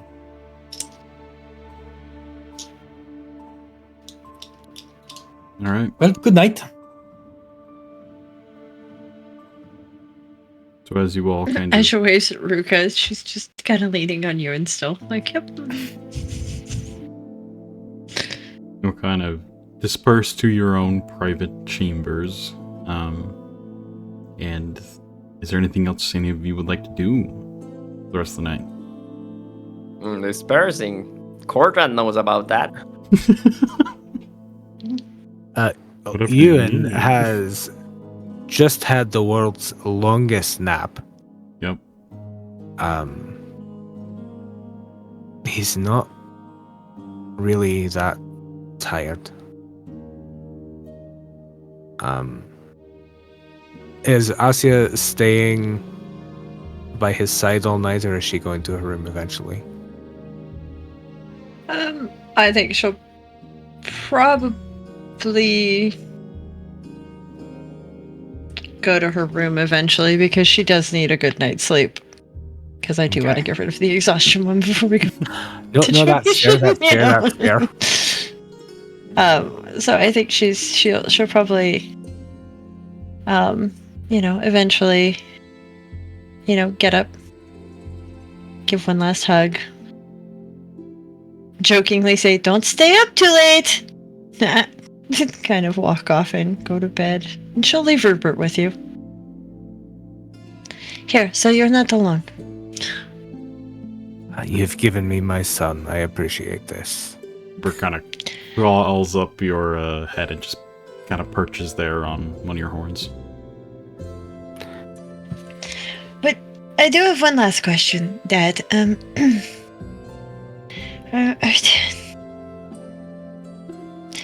Is the moss the first step, or you also kind of have these little, and she kind of little buds kind of coming out of your. Are there more changes coming that maybe you should? I don't know. Give us a heads up. Are you going to? I don't know. flora and fauna? I mean, question. I'm both Drakthir and vegetable. No. I mean, the moss is a bit concerning. Normally, you only sprout that kind of stuff when you're really angry on the battlefield. It doesn't normally happen. Normally. If that makes sense. I think it's a sign. I do too. Maybe that you laid still too long like a rock. Perhaps. One day is too long. You grimace. Well, hopefully you don't get any infestations. Good night, Dad. She walks night. away. And after a couple of minutes, he's kind of sitting there looking out the window, up at the stars. And will just kind of mutter a little bit under his breath when it's waking up. And he will make his way out of his bed and grab the greatsword that he has had fashioned into a cane and use it to walk outside. He's going to look for a stool, a bench, anything just that he can sit down on without going all the way to the floor. And until the sun rises, he is going to sit feverishly with his wood carving tools and carve the scabbard of his greatsword into an effigy of the Coarann tree. Okay. As you're kind of just lost in thought there, allowing your mind to kind of, your body to carve while you just ponder everything that's happened, feeling much more close to yourself than you have before, thanks to the Lantris. The rest of you all bed down for the evening, finding slumber kind of take you quite quickly. It's been a long day, and there's a lot of things you did, and a lot of emotions that were had. You all are exhausted, so you sleep. And as the Motley Hue here does take a long rest, we're going to ourselves take a rest as an intermission. You all arise. The faint trickle of the light from Alamore glistening through the different ember glass windows. You all stretch and feel that exhaustion from the night before fleeting in just a moment. You all prepare yourself for what will definitely be another very busy day, but the tinge of excitement kind of overpowers the rest of your feelings here as you all rush out and are ready for what the day brings. Euan, you still are out right as the break of dawn kind of casts its light from the circular opening of clouds above Altari. You hear the movement of your companions inside, and you can join them if you please.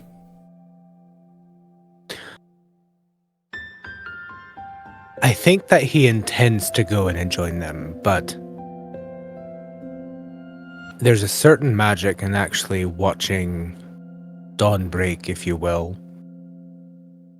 As he kind of looks up from the last few strokes of his carving tools into the scabbard. He kind of watches dawn break and light fill the sky. He kind of gets lost in the moment. He just kind of sits on his stool and watches. Okay. As the rest of you kind of scramble together, getting prepared for the morning, you just sitting out, kind of seeing the early morning bustle start to occur here in the desert chapter. You see many different sentinels preparing for a big day. At one point, about 10 minutes or so after you hear the commotion of your companions, you do see a taller, kind of wiry figure in robes and kind of silver hair pulled into a bun, approaching towards your direction. And kind of call out, "Oh, are you the Motley Hue? Is this that house?" Aye, that would be us. Perfect. I have come and forgive me if I'm wrong here, the Asja, I believe, was her name. She is part of this crew, yes? Yes, that's my daughter. If you wouldn't mind, I would like to speak with you all, as well as I need to discuss the tournament as well. All right. Give me just a moment. I'm a bit slow and stiff. I took let's say a long nap. And he'll struggle a little bit, but manage to get himself up on his feet. And we'll walk in the front door and invite the figure in. As you kind of are... company, everyone. Struggling there, you do notice the figure just kind of stares wryly almost through you, around you, and just lost in thought. Their eyes kind of squint a bit as them follow you in. Asja, you immediately recognize this individual as the captain of the Lost, Finian. Finian, yes. You met previously a day or two ago. Kind of. Asja will go, Oh, Finian, hello. Well, hello there. You all look like you're getting prepared for quite a big day. I heard that you all are participating in the tournament today, yes? You are... Yes, is it this afternoon? It will be taking place, well, it will be running the entire day, my friend. Many different pairings, different times. But your slot will be just in about an hour from now against the Stormseer clan, or squad, is what they call themselves. Both the same Strider rank, kind of motions towards if any of you are wearing your sash. Mm-hmm. That is one of the reasons why I came to your little place here. Kind of gives a wave to the general vicinity, and you see a little bit of like, oh, kind of across his faces. It's still very barren in this place, but he kind of shakes his head. But I also wanted to speak with you all a little bit more privately about some theories. Kind of eyes Asja.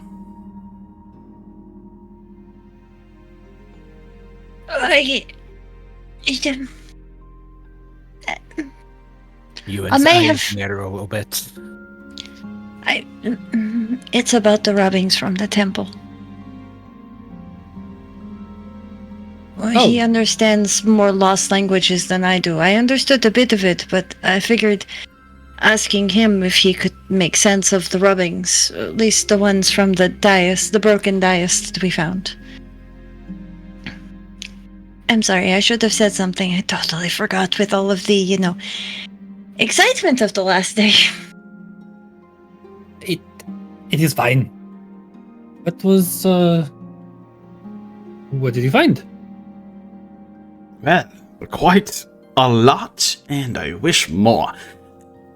What I understood from the little bit you did live with me, I believe what you all found and stumbled upon is quite the discovery, to say the least.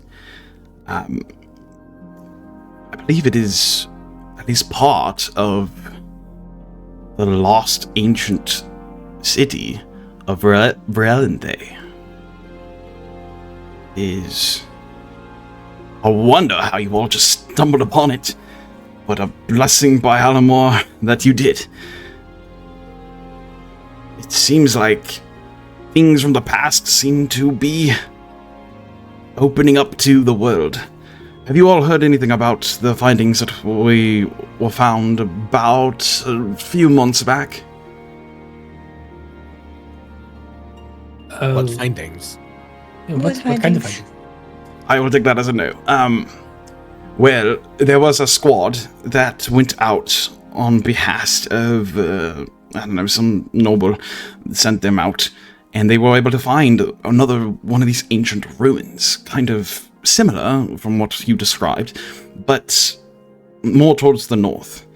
It was also not quite find what you did find, but it did speak of this Relente. It also spoke of an era of despair of what the words and the text kind of...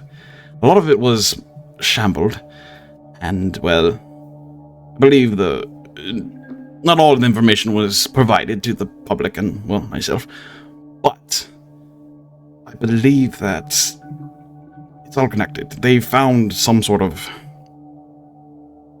ruin up there, and that mentioned this long-lost civilization of grandiose and grandeur, and this ancient power of some sort. Details on that are quite sparse. One of the things that I think is being held back from, well, everyone else. But I believe, from cross-referencing a little bit of the notations and findings there, this other structure that you all found very well possibly could be at least a portion of that great city buried underneath the sands. And he just kind of stops and just stares off into the distance, just lost in thought once more. I wonder if what we found under Elendor is similar.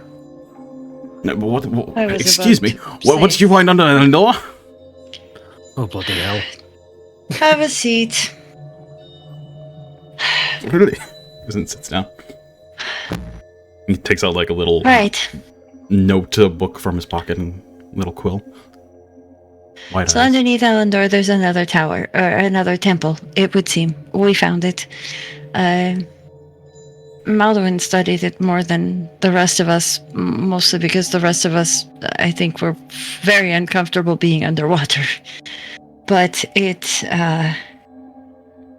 again, it was very similar to what we found, with all of the markings and stuff like that, but if there's one in the north, and then there seems to be the one that we went past, and then there's one in Elendor,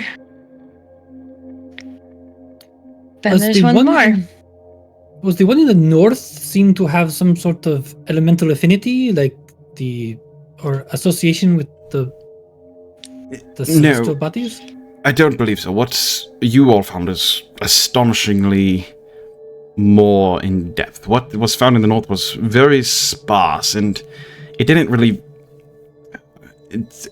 It's probably similar time frame. We're not quite sure. We're still trying to garner all the details and put all the pieces together, but it almost was a shelter of some sort. Not this temple or shrine, whatever you are describing here.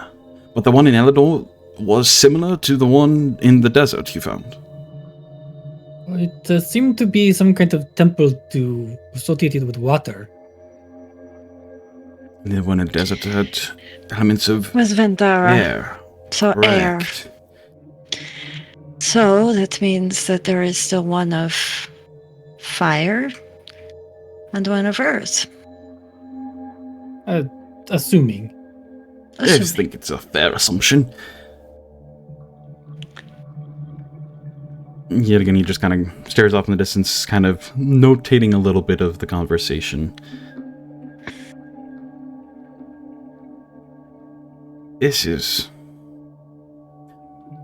more information than we found in decades of studying the past. The lost histories are, or at least were, quite elusive to us. Well, at least for the past 80 years they have been. Before that, you just had to travel a little distance. Just saying. Phew. Yes, we didn't get to see much of the one in Elendor. I think we only saw, 2 rooms, if that? We saw a room that had some carvings in it. That's about what I remember. There was another hallway we could have gone down, but we went the other way. We were definitely We went focused on other straight, then there things. was this quake shell, and then we came up in the ocean, and then we went to go back, and we couldn't go back. See, I will send word to Dagon and see if they have recovered any more information than you all did. Did you see any indications of mentioning another anchor of sorts in that one in Elendor? I don't remember. My memory is very hazy right now. We did not look at it very closely. When we wanted to go back to take a closer look, we couldn't get back in. I see. Alright, well, I will try The to... Storm Wardens at that point had taken full control of the situation, and even being Dawnward Sentinels, we were not permitted in by the head, Calorith himself, had closed everything off to anyone that was not a Storm Warden. I see. That is unfortunate. I'll see if I can't write a strongly opinionated letter towards Dagon and maybe even the Windcaller himself. Well, there's still a lot of pieces to be put in place here. There's still information that I think is being withheld from us. But this is a lot. Thank you again for visiting me. I'm gonna motion towards Asja. I wanted to do my due diligence. I told you if I discovered anything or put any pieces together that I would definitely inform you of my discoveries. I will return probably tomorrow to get my notes, just so that I also have copies of my notes back. But I need to ask you a small favor. And for this small favor, I will give you one more little tidbit to work on. Something I held back from you a little bit. Kind of. Do you remember I told you where I was from and all the rest of that? Can you Yes. forget that? Just forget everything I told you. Well, keep it to yourself, but make sure you don't tell anyone else. It could put you and many others in danger, I've learned.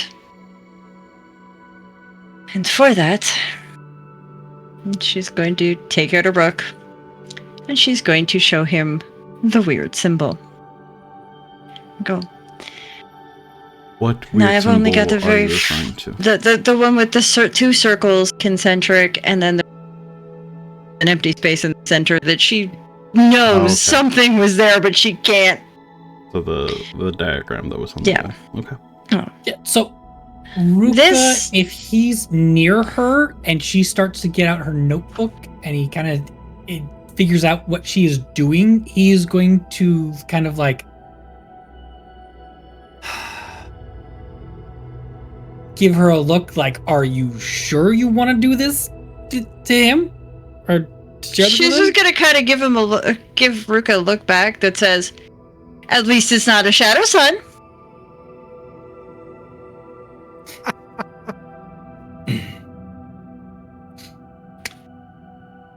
Okay. As Asja pulls out the papers, Finian very quickly Have you kind of looks over them. seen something like this before? She's not going to say anything about the mark that was in the center. So she's not going to tell him about the whole thing. Okay. She's just going to show him that. This That was the symbol that was on the wall in its entirety. I don't understand it, except for it shows the different... I thought maybe it was a planet chart or maybe something, but I don't think so. I don't know what it is. Definitely looks like some sort of diagram referencing the elements. The two large circles here properly reference the spiritual life and death. And when we have the four and the kind of connecting to them in a way of primal elements. This was also located in that place, yes? Yes, it was. I found it in the temple as well. It seemed a little out of place, so I wrote it down. And I don't know, I just can't stop thinking about it, so I thought maybe you would have a little bit more information. I mean, I don't know. It just seems... it seemed a bit different than everything else. I don't know. I'm not... You have more knowledge than I do, obviously, so... Too sure. I mean, the elemental affinities and how they coincide with each other has been a thing that is very prevalent throughout the histories and whatnot, and so I'm sure this just is a representation of that in some way or another. I'm not sure if it had any other deeper meaning, but I'll make sure to remember it as I try to piece some of these pieces together. Sounds good to me.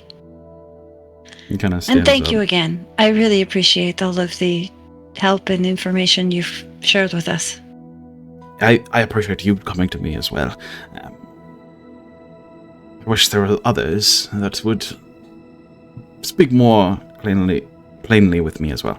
But if I do find anything else, I will share it. Likewise, I do ask if you all discover and somehow stumble upon another ancient marvel, please keep me enlightened.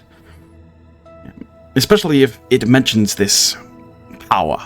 It concerns me. There's a lot of dealings about this mysterious, unknown, grandiose power of the past that is so vague.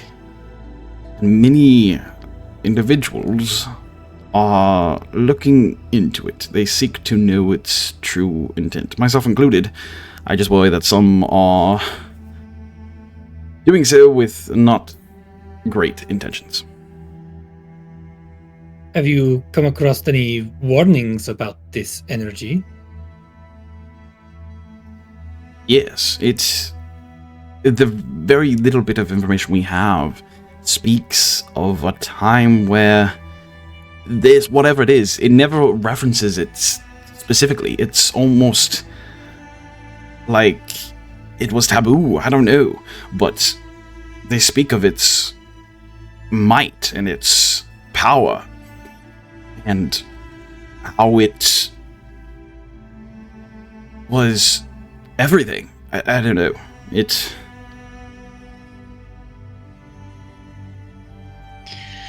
Well, if we hear anything about some great power, we will definitely let you know. But unfortunately, I've shown you everything that we have. Very well. And yes, my hand is reaching for the mouse if you want me to do it. No, you're good. Okay. Well, I look forward to watching you all participate in the tournament. I wish you good luck out there, and good day. Goes and turns to leave. Asja will show him to the door and kind of lean out the door and toodles. And once he's away, kind of close the door. I was only going to show him the circle one. I wasn't going to show him the wine with the squigglies and the people going up to space. We have been told that... And again, it's not like he is part of the Sentinels. It's not like who you went to meet in Elendor. That is true. I don't know if even we should be pursuing anything related to this and sharing it with other people we don't know very well. I don't know. I wonder if Dagon sent... You kind of speak up. I wonder if Dagon sent the Tide chapter after another one of these?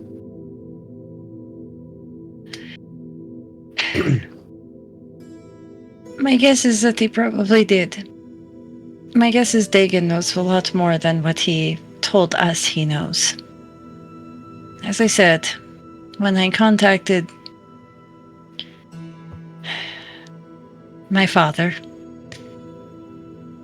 the one thing he made very clear was to not trust the people who were looking to the stars and looking for the power of. Dagon very much was looking into.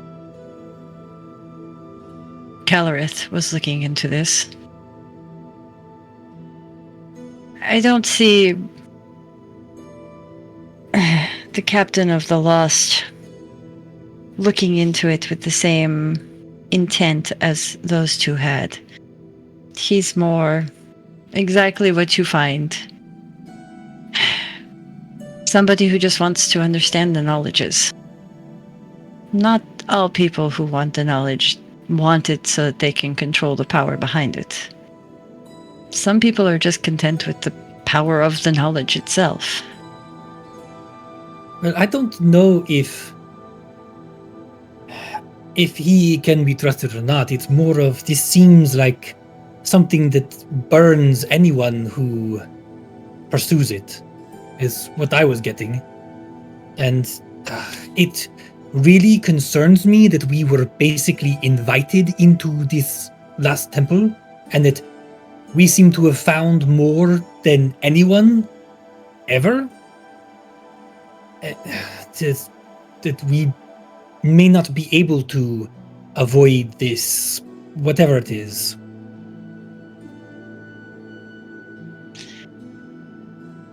Perhaps the old world is just stirring. Like the crazy people were saying on the airway. Right. There was somebody on the airway last night who yelling about the fact that the people of Altari have basically gotten weak and that they've given up all of their weapons and that the conflict is not going to come from the north or anywhere else. It's going to come from them within. A lot of people were... Some people ignored it, some people were shaken, but the people we talked to said that this is... It's fairly new, but there seems to be, mostly at nighttime, a couple of individuals that walk around and just...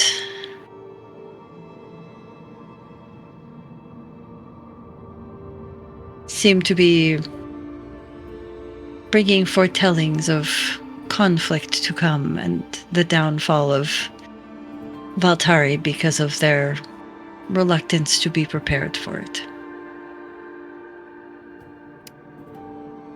That sounds uncomfortably familiar. Yes. Very uncomfortably.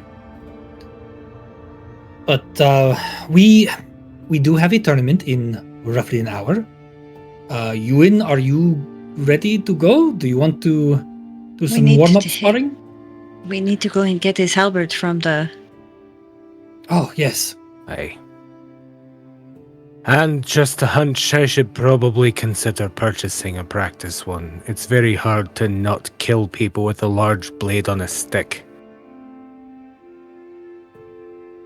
I think they have them in the arena fields. Didn't they say they have healers? I don't They had think that's gonna healers? be a problem. You I can didn't train hear as hard as anything. they can. I mean, it wouldn't be a proper competition if we weren't giving it our best. I can still give it my best. Regardless. But yes, we'll find you a trainer if that's what you want, and we really should get going though. All right. We should definitely talk about this tonight though. Once you all step out, When? We're busy tonight. Oh yes, the ball. Well, sometime I don't know. It's a busy day. As you Okay, converse. just a note for the GM as they're leaving. Asja is leaving with no stuff because they're going to the tournament. So, she's leaving her staff and everything behind as well, it seems. She is taking with her, though, one thing she's doing. She's taking almost like an acupuncture pin out of her medical kit and just kind of pinning it into her bandages. This will be relevant for a spell I need to have a drop of blood for, so I'm just letting you know that I do have something to shed that blood. All right. Blunt, so there we go. Okay. You all kind of start crossing the desert chapter yards here. You do see there's quite a large gathering of sentinels around the Crucible grounds, this kind of training arena here. Trying to get a early morning practice session in probably won't happen because they're all kind of filled either with the tournament that is happening or other individuals that are training as well. But you kind of start making your way towards the forges that you visited 2 days prior to pick back up some weapons. Quick, it's like 20 or so minutes walk from your place. It's nearly across the entirety of the desert chapter. But you arrive at the forges, the black-scaled Drakthir, hard at work, kind of yet again polishing and sharpening some different armaments. You notice you come in. Welcome back. You? Yes, you all left some weapons. I'll grab them. Stands up from a little bench there and goes and retrieves your halberd and Maldorwen's rapier. Yeah, those are, let's just say, you know, this round's on the house. They weren't in that bad of shape. Just, come to us for your business in the future. Of course.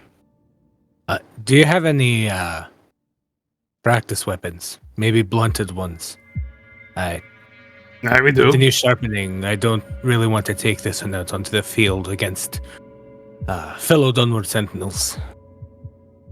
You see, if you're participating in the tournaments, they have clerics and healers right there ready to make sure no one... He kind of like chokes his neck. Very well. Dies. But we have some, yes. There's also free ones to use for training purposes. He kind of points over towards the arena grounds. If that's the case, I don't say I didn't try to be careful. As long as you don't straight up kill someone, Seems to you'll be be the good. way they're doing it, Dad. So just hit them with the halberd. Is there an open training ground around here somewhere? Are you asking the Drakthir there? Yeah, the Drakthir. Kind of picking up Do you a have a sword. testing ground somewhere here? Um, We could borrow for it? Not really. Other than the Crucible grounds there's not a whole lot. There's just open streets, but might get in people's way. Okay.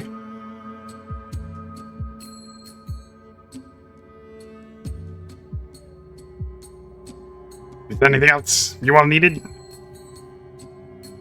I think this is it for me. I appreciate this. Very well. I do remember you were interested in enhancements potentially at the anvil next door. You can always go there if you want that done. But that if you're using it today, I'd recommend probably waiting till after the tournament. That can wait. Good luck to you. Much appreciated. And this is mighty fine work. Well done. Kind of looks a little, stands a little taller, gives a nod.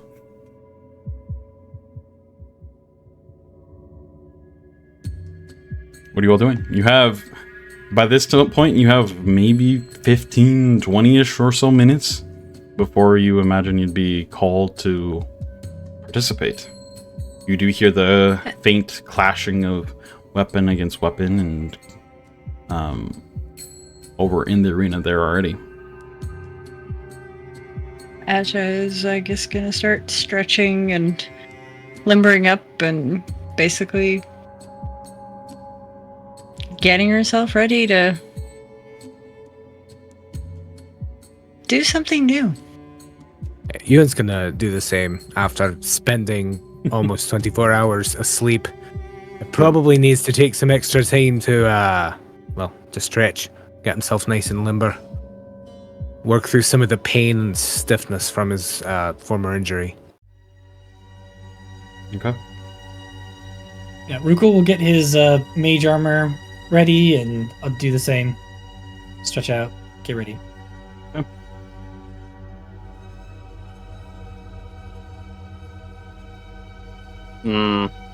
Yeah, right as we're gonna be called for the combat, I'm gonna cast magic weapon on my crossbow.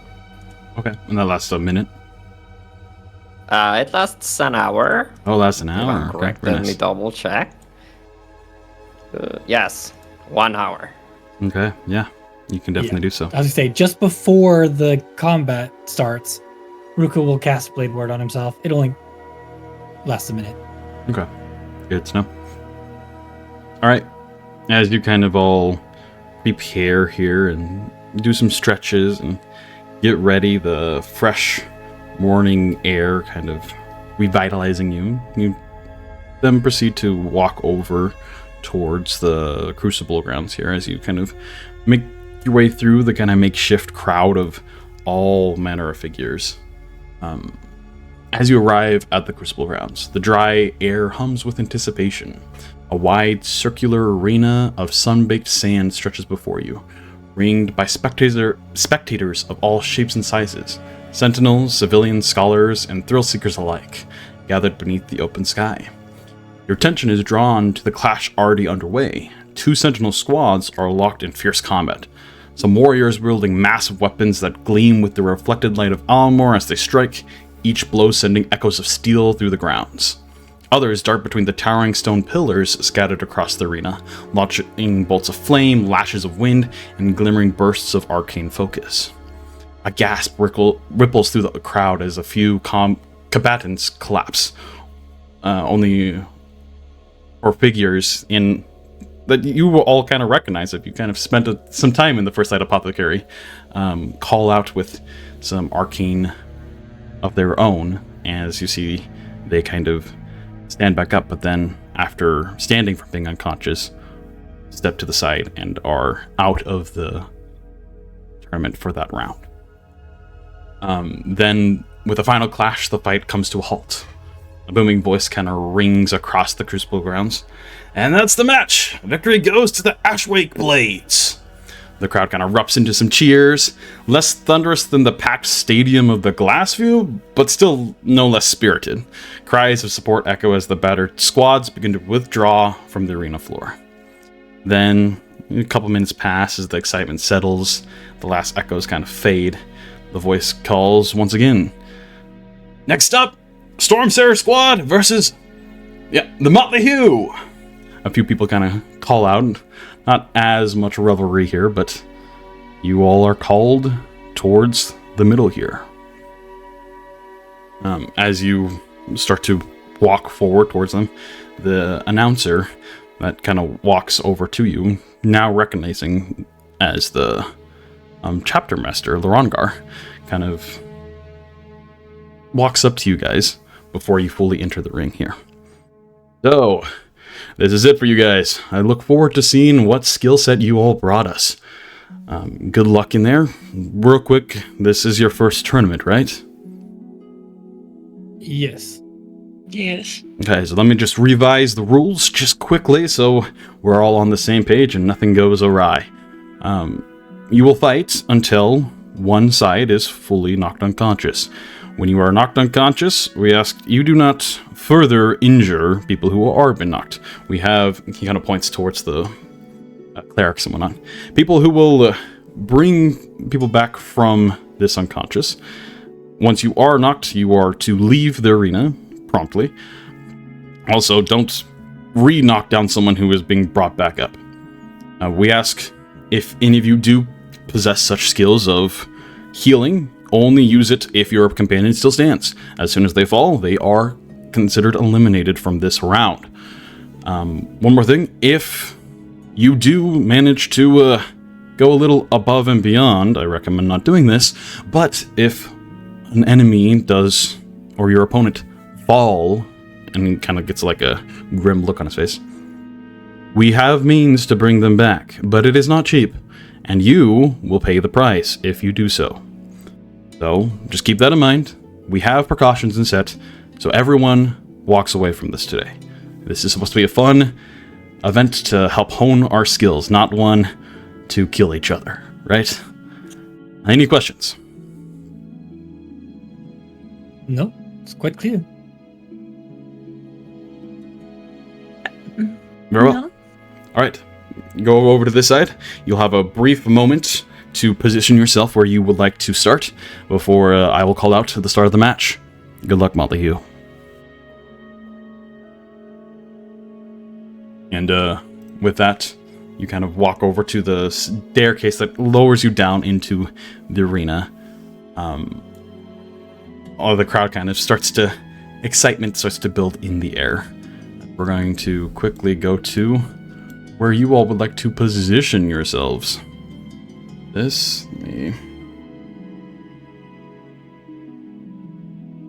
this is. All right. Yep. So the arena here stretches about 150 feet. It's kind of a circular, kind of encompassing area. The floor is made out of primarily sand and dirt, whatnot. You do see there are 5 pillars, one in the very center, and 4 kind of in each cardinal direction from that. They are about 20 feet tall to offer some cover and whatnot for individuals. There are also these stair platforms within the arena that are about 5 feet tall, and there's stairs that lead up to them to, again, kind of differentiate the battlefield, so it's not just a blank spot for you guys to just wail on each other, and some tactics can be used in this battle. You all are here, you kind of enter in, and you have a moment here to position yourself. I'll give everyone their 30 feet of movement to move where they want to position themselves before the game starts. You do see off in the distance the Stormseer squad, the other individuals who so politely, in quotations, met you with a bottle of wine about 2 days ago, as they are starting to get in position as well. So let's quickly just roll for initiative here. Oh my god, I've been dying to hear those. Natural Or 20, yes, natural 19. 20! Oh my god, yes!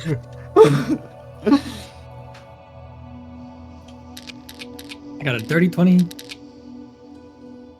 Get a 12? Okay, now let me just quickly make sure everything is in place here. We're gonna roll for them as well.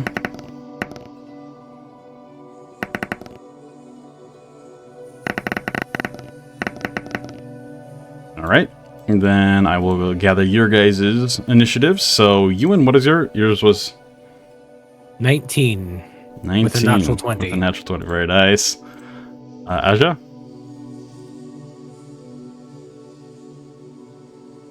Most is on the screen. 17. 17, perfect. Rhukkarrak? A dirty 20. Dirty 20, okay. And then Maldorwen? Mine was 12. 12, perfect. Alright. So we'll go back over here real quick, and we'll just quickly allow you to position yourself. Rhukkarrak, where would you like to go? You have like 30 feet that you can go before the match starts. I did not want to go first.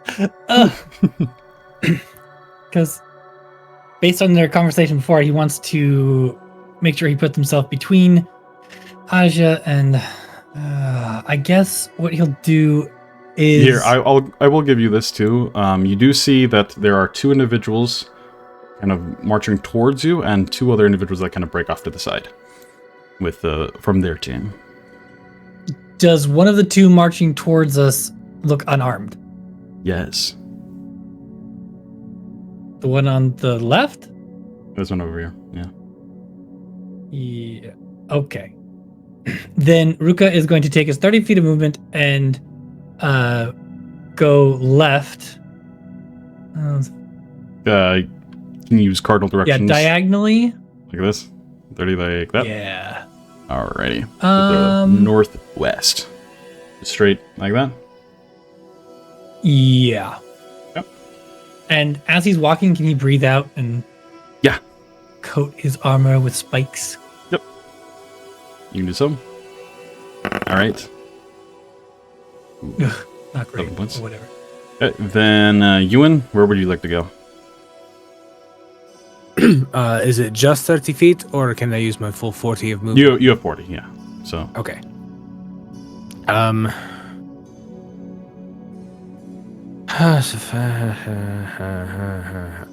Euan is going to go stand directly in the front center of the pillar in front of them. Yep, right there. Yes. I have to move you around the pillar because it won't let me put you through the pillar. Alright, there we go.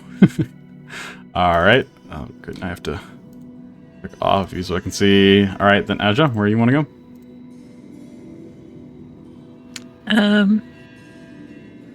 10, 20. Well, great minds think alike, and Euan got there first. She's gonna go just to the, so if I go up 10, 20, 30, so just to the side of the fountain.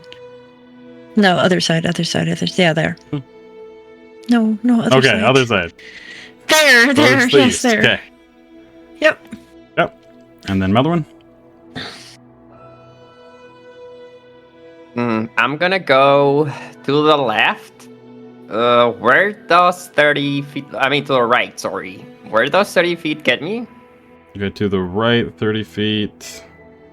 You can get to the stairs if you want to just go directly over.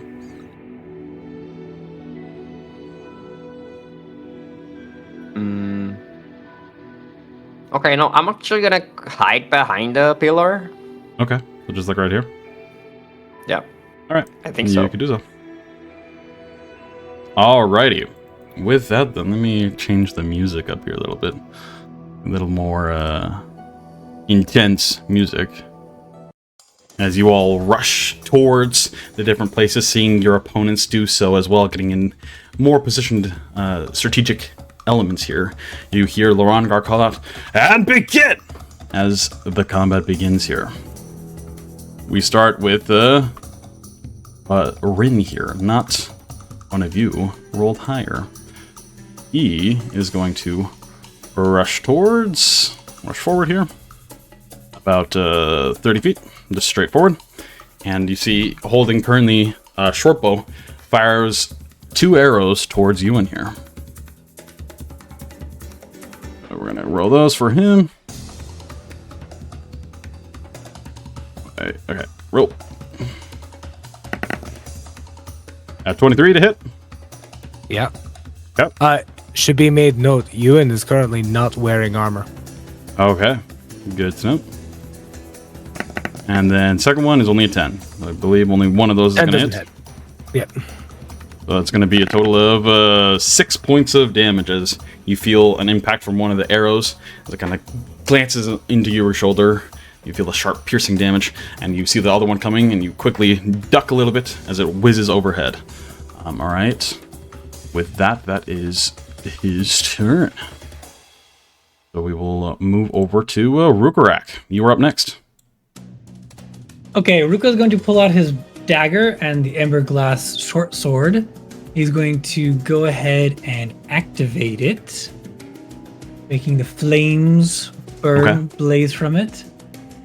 Very nice. And he's going to just move 10 feet diagonally to be next to Euan. 10 feet diagonally, okay. Yep. And he'll just wait. Alrighty. Euan, it is your turn. Well, we are now in combat. I just took a hit. Going to look over at Rhukkarrak. He's going to look over at Asja. Mutter under his breath. Let's see how we fight. And will rage. Okay. And as he does, the glow of the lantern kind of tucked in underneath his shirt kind of almost gets brighter in a sense and almost seems to encompass him as the familiar charred bark kind of flows up and around him. However, it looks a tad bit healthier than it has in the past. With his horns almost sprouting kind of like branches as the bark skin overtakes him. And in the center of his chest, where the ember glass was, there is a piece of bark covering over where the lantern is. And just ever so slightly, the glow of the lantern can be seen through the bark around his chest. Very nice. And he's going to let out a roar. Do the roar. Get himself rawr. Get himself 6 nice temporary hit points. Go over to his features and traits, mark off a rage, actually click it so I get my additives. Give me one moment while I find it on my character sheet. Where are you? There you are.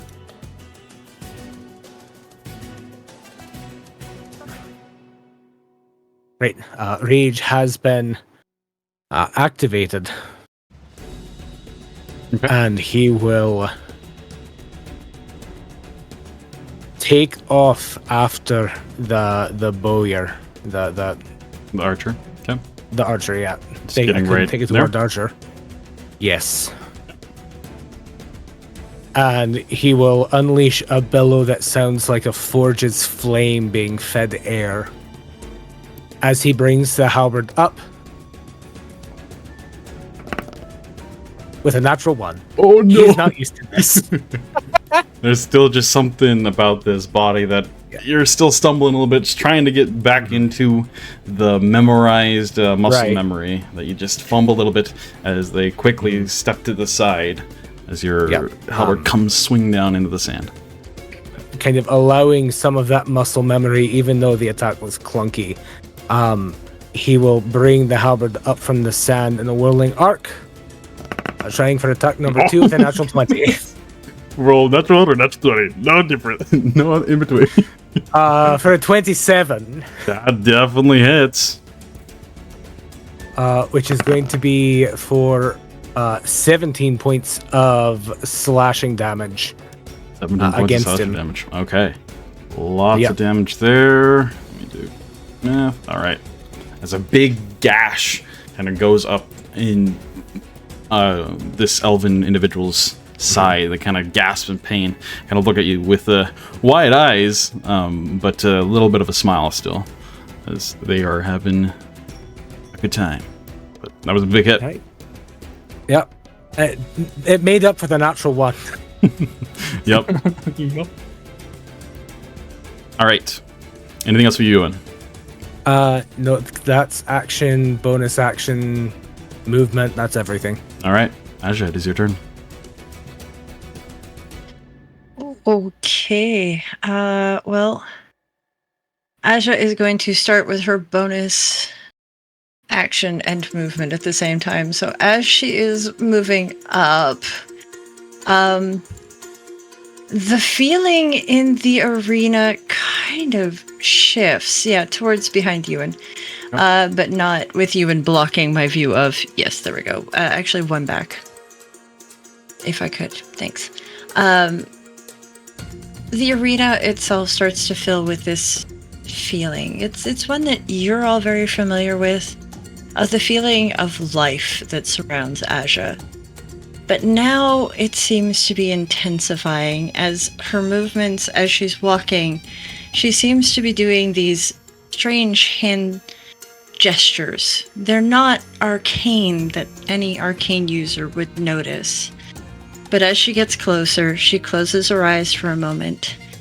And that feeling of life just intensifies so much to the point where you could almost smell like a sweet breeze, like anything that reminds you of life, just kind of for those brief milliseconds flashes into your brain as you watch as she seems to pull almost this luminescent pearl from her chest. As she reaches out and closes her hand around it, this staff just appears in her hand. Light. She's going to kind of spin it for a moment, land it down on the ground, lift her other hand towards the one that shot at Euan. That's my dad. And she's going to Eldritch Blast him twice. All right. Roll to attack. Hell yes.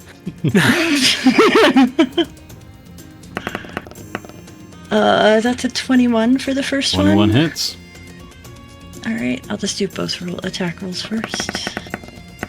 And that's a 24, so if the 21 hit, the 24 hit. Okay. The first one does 3. And the second one, there it is. There's the 2. Yeah! I knew I could get it. Yeah! Couple of There's a lucky number, 2. shimmering light blasts stretch from Asja's hand and impacts this other individual, who is definitely seeing a bit damaged. They hold their ground, but that's some pretty big damage on that one turn. All right, anything else for you, Asja? No. Okay.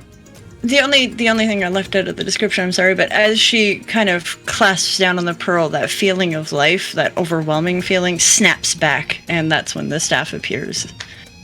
And there we go. Very nice. All right, next up is the electrifying, eccentric, feminine sorcerer over here, who you all do not see currently, but you will soon, as they rise into the sky. You see arcane kind of electricity billowing around from them as they take a leap and glance behind those stairs platform there into the sky. It's going to be 30 feet up. And then 50 feet over here. With that, then, they are going to... Yeah.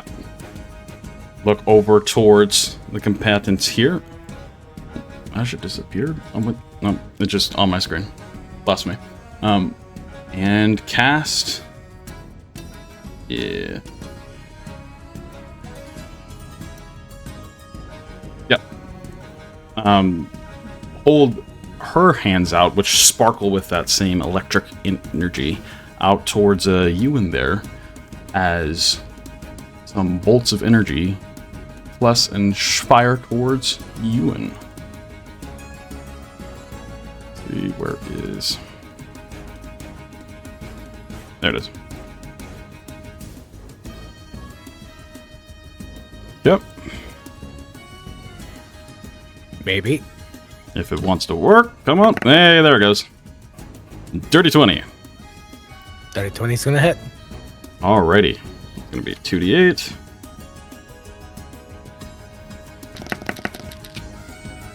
Alright, that's gonna be 13, and because this is the cantrip, Sorcerous Burst, anytime a 8 is rolled, it gets another d8. So one more d8, another one. So 14 points of lightning damage streak out from the sky towards you, Euan, as you impact from the brunt therein. A portion of the bark skin kind of cracks and smolders from the lightning that's hit it. All right. With that, that is her turn. We're going to move over to Maldorwen. You were up next. Alrighty. You don't see a whole lot. There's a pillar kind of... You hear a lot, but you don't see a whole lot. You do see... Okay. Well, not from your vantage point, you wouldn't be able to even see the flying sorcerer either. So I'm gonna move like 10 feet to the right diagonally. kind of like to peek out from the to the right. Right. Yes. Oops, there we go. Okay. Yeah. Perfect. And Maldorwen is just like, as he's like behind the pillar and the battle starts raging, like he's kind of like breathing heavy, and his heartbeat gets like so fast, and he can't barely control it, and his hands are shaking, and it's like he's been itching for this, and like he's fighting people that he knows are like good fighters, so yes, like he's pumped up, and even though his hands are shaking, he knows that the conflict is gonna guide him, and we're gonna start with a guiding bolt on the archer. Okay. Yes, I just stare at them and just like, yeah, laser eyes. 16 Guiding is bolt on going them. to miss. No. It's not gonna miss. Do you use add 10 Yes, to it? plus 10. Yes, channel divinity, conflict, Very guide nice. me. Yes, Okay. not gonna miss with my guiding bolt. Yep. So You just watch them as I'm they gonna roll. duck quite briefly, but then you arc the guiding bolt into them for 0.17 Okay. points of damage. Sheesh. Alright. Yeah, he definitely is looking bloody, that's for sure. yes, and like that's not enough. Like we have to show these people what Kertuzi gnomes are capable of. So like as he's kind of intently staring into the guy, like his laser eyes burning him, he's just gonna attack twice using my Action surge. action surge, Okay, and then very bonus action attack. So yeah, let's go for 2 attacks. With You my do have advantage on this crossbow. first one. Yes, 25 so- definitely hits. And then the second attack is just a regular one for 24 24 also hits. Yeah, both those hit. Excellent. Cool. Whew. So another 21 points of damage. Yeah, he's looking rough. Not great at all. And yeah, Maldorwen is just like, after doing that, he's going to go back to the pillar. And like as he retreats back to reload, he's kind of like raising his arms as high as he can and like actually like jumping, like doing acrobatics as much as he can around the pillar All right. to kind of like hype the audience up. Okay, and they do call out. A little cheers happen whenever like a bolt hits and whatnot. Especially with the guiding bolt. A little flare of action. All right, anything else for you? No, that's all my resources. It was a big turn. All right, we move on now to the monk, Alara. Ooh, I cannot see because I'm focusing. Okay, I have to move you real quick, Maldorwen, so I can click on her. There we go. Okay, so she is going to start dashing quite quickly, seeing the light and arrows fly from that spot there. She gets 40 feet. She just starts sprinting very, very quickly, and you watch as wind kind of coalesces around her as she does so, as she just moves with an insane amount of speed back. She's going to take an opportunity at actually as a bonus I'm taking it action. if I can. Roll check. I believe she can do Step of the Wind and get a disengage action as well if she uses a key point or a focus point. Yeah. She's going to use one of her focus points in this moment to just run so quickly, Rhukkarrak, that you will just see her and just the sand behind her as she rushes right past you. And just a blur of vision there. Dashes right next to Maldorwen there and kind of gives you Give him one job. a wide smile, Maldorwen, and just kind of calls, hey, and then goes in for a punch right on your face, or your helmet. So that is going to be... Not the face. Not the face.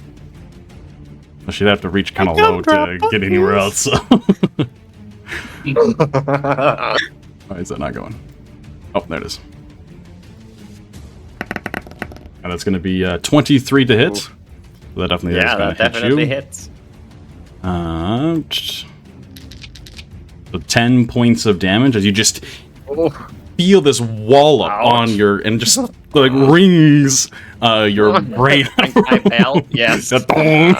Like, and she's going to use another focus point to try to stun you with stunning strike. So I need you to make a saving throw. Constitution saving throw. Yes. Sure. 13. Oh, 14 is the DC on that, so you are stunned. Ooh. That's not good. Till the start of her next, or till the end of her next turn. Okay. She kind of just gets in close there. That is her turn, however. So now we move to... you know, I'm gonna use my inspiration to reroll that saving throw. I think I have Absolutely. good chances. Probably a good choice. There you go. Yes. All right, so you are not stunned, but you are slow. Let me double check the ruling, because this is new ruling for 2024. Because if you succeed the save, you instead are like slowed. Yeah, let's see. Speed is halved, and the next attack roll made against it has advantage. So your speed is halved, and then the next attack against you will have advantage. But you are not stunned, so that's much better. But we then move to the leader, or the individual who introduced the Seer squad, goodness words, Zarel, who kind of rushes over and leaps off of... Oh, okay, it's saying it's colliding with a wall. Calm down. Rushes over and leaps off this. Was then going to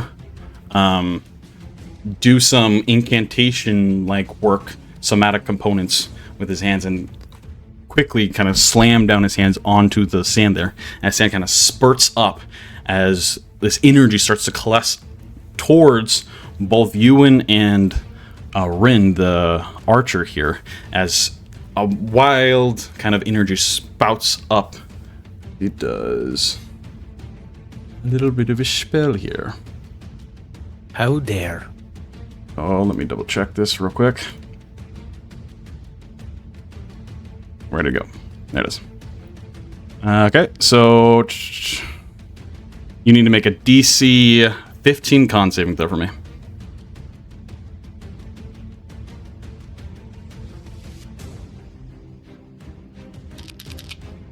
Ooh, that is 11, so you are going to fail. So you are going to take 2d6 necrotic damage. As you watch some of the life force siphon from Euan over to this other elven individual. So you take 6 points of necrotic damage. And then they heal 2d6 as well. Heals 5 points. So not all of it, but most of it. Alright. A little bit of wounds recovery there. Still looking pretty rough. But that is... No, that was his full movement. You do also watch him whisper some words of power as more healing is offered over to this individual as he casts Healing Word as well. As the first was not a spell, it was a ability. There is Healing Word. Gonna cast it at level 2.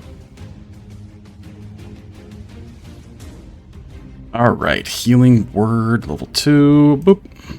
That's gonna be, I believe... Yeah, 4d4 with the new rules. 5 only with 44? Oh my god! Well, he healed 10. That's funny. I believe the appropriate phrase there is "suck it." Yeah, you watch as Rin there kind of looks back towards him like, come on, man, I need more than that. And he just kind of shrugs. That is his turn, however, so we move back to the top of the initiative. Now it is Rin's turn here, who kind of just tosses the short bow off to the side and pulls out a large spear and kind of twirls it in the air in front of you, Euan, and kind of looks at you with another grin, some of the wounds kind of closing up a little bit. He takes a deep breath in as he second winds. And so he's going to heal some more here. I believe that is... Sorry, lots of things happening, guys. Bear with me. Second wind. 1d10 plus 5. This is 6. I'm gonna cry a little bit. Okay, it's 12.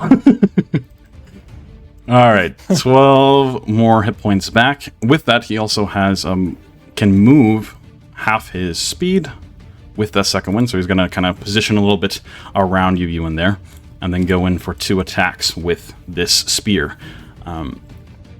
Right, and you watch too as he is twirling the spear and kind of shifting around you.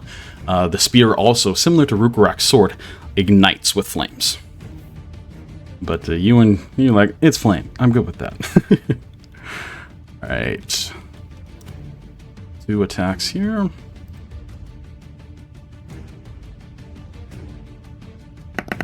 First attack. Oh, that's a natural 1. That is not going to hit you. Copycat. The second, it's going to be a natural 20. Watch. Okay, no, it's a 22. But dirty. No, that will hurt, though. That's going to be... Even with the bark skin. Damage here is going to be 9 points of piercing damage.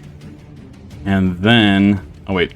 Sorry, that was supposed to be a D8 because he's 2-wielding the spear currently, not having his other thing in hand. So let me just re-roll that. It's going to be this plus 6, so 11 points of piercing damage. And then 7 points reduced to 3 points of fire damage. So a total of 14 damage to you, Euan. Alright, that is the spear damage is also halved. Yes, because you are raging. Correct, and it's piercing. So it's total of 8 points of damage? Correct. Yep, because 11 reduced to the 5. Yes. Yep. Rhukkarrak, it is your turn now. Okay, this monk is... Can't just run past me like that. He's getting right behind her. Yep. Yep. Boop. And he's going to attack. I've got her flanking with Maldorwen, probably, right? Flanking. Yep. Flanking. Flanking give us +2, is that what it is? Yep. Yeah. Okay. Alrighty, so the dagger, Nick makes it so that I can attack with both using my attack. Just regular attack. Not bonus action, but I don't have a real good bonus action. Okay, random question, never even thought about this. So, Nick says when you make an extra attack with a light property, you can make it as part of the attack action instead of a bonus action. You can make this extra attack only once per turn. Yep, so if you have 2... Rules is written how it works is if you're wielding 2 light weapons, you can attack with one as your action, then as a bonus action you can attack with the other one, as long as they're both light. With the Nick feature, it allows you to, instead of using your bonus action, to just make that with the same action. You can attack with your short sword, and then same action, attack with the dagger as well. Okay, so my question is, now it says you can make this extra attack only once per turn. Does that mean that I cannot then use the light property to then attack with my bonus action for a third attack with my dagger?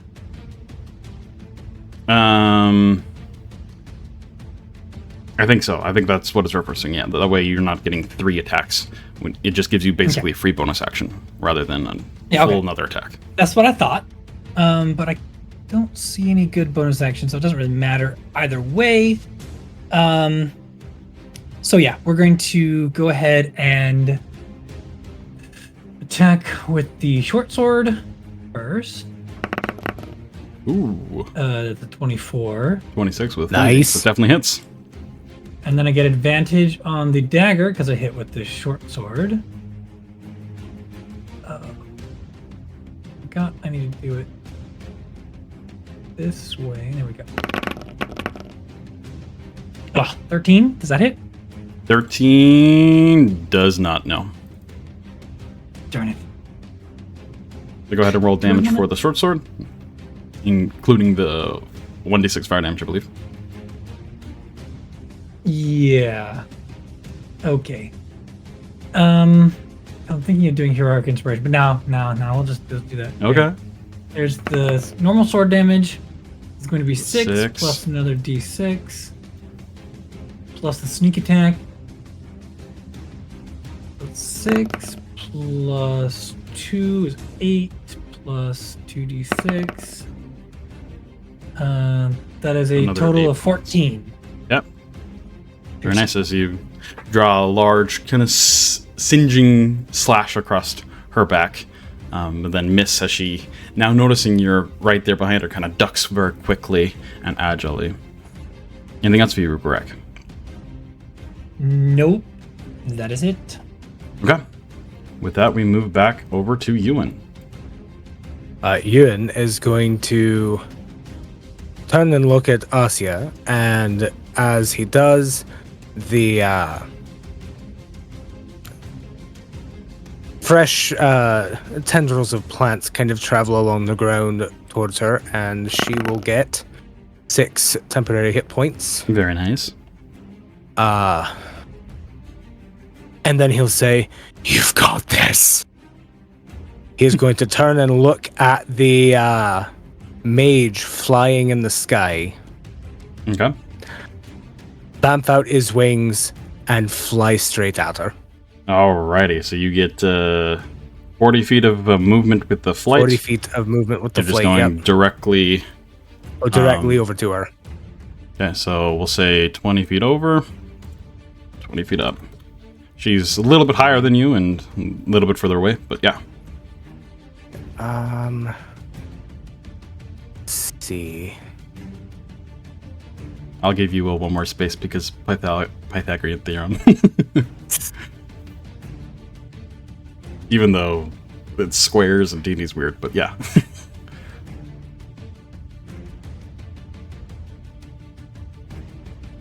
Sorry, just taking. Yeah, like, who's one moment Pythagoras to in look D&D? at- I never heard about him. So Pythagoras the third.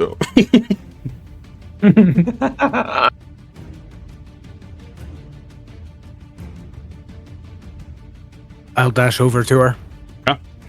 So And closing just the get distance. up in her face. Yep. Yeah, that definitely does the trick. Oops, not 40. And then Also, I will. gives you a very good vantage point of the battle. Being this high up. I will keep my rage going with my bonus action, Okay. and I will just hover there at eye level, staring at her with smoldering coals for eyes. Okay. She kind of looks a little taken back about your sprouted wings, and she looks a little nervous with you, but still eyes filled with like crackling lightning as she kind of looks nervous towards you. All right, we'll move on over to Asja now. Who for some reason keeps disappearing from me. All right, there you are. Okay. Euan says that and flies off. She's, "Thanks, Dad," and looks back at the other guy. Huh. He Now just we kind dance. of like, wow, as he watches you and leave. Oh, he did actually get an op attack against you as well, Euan, because you did not disengage. Let me roll that real quick.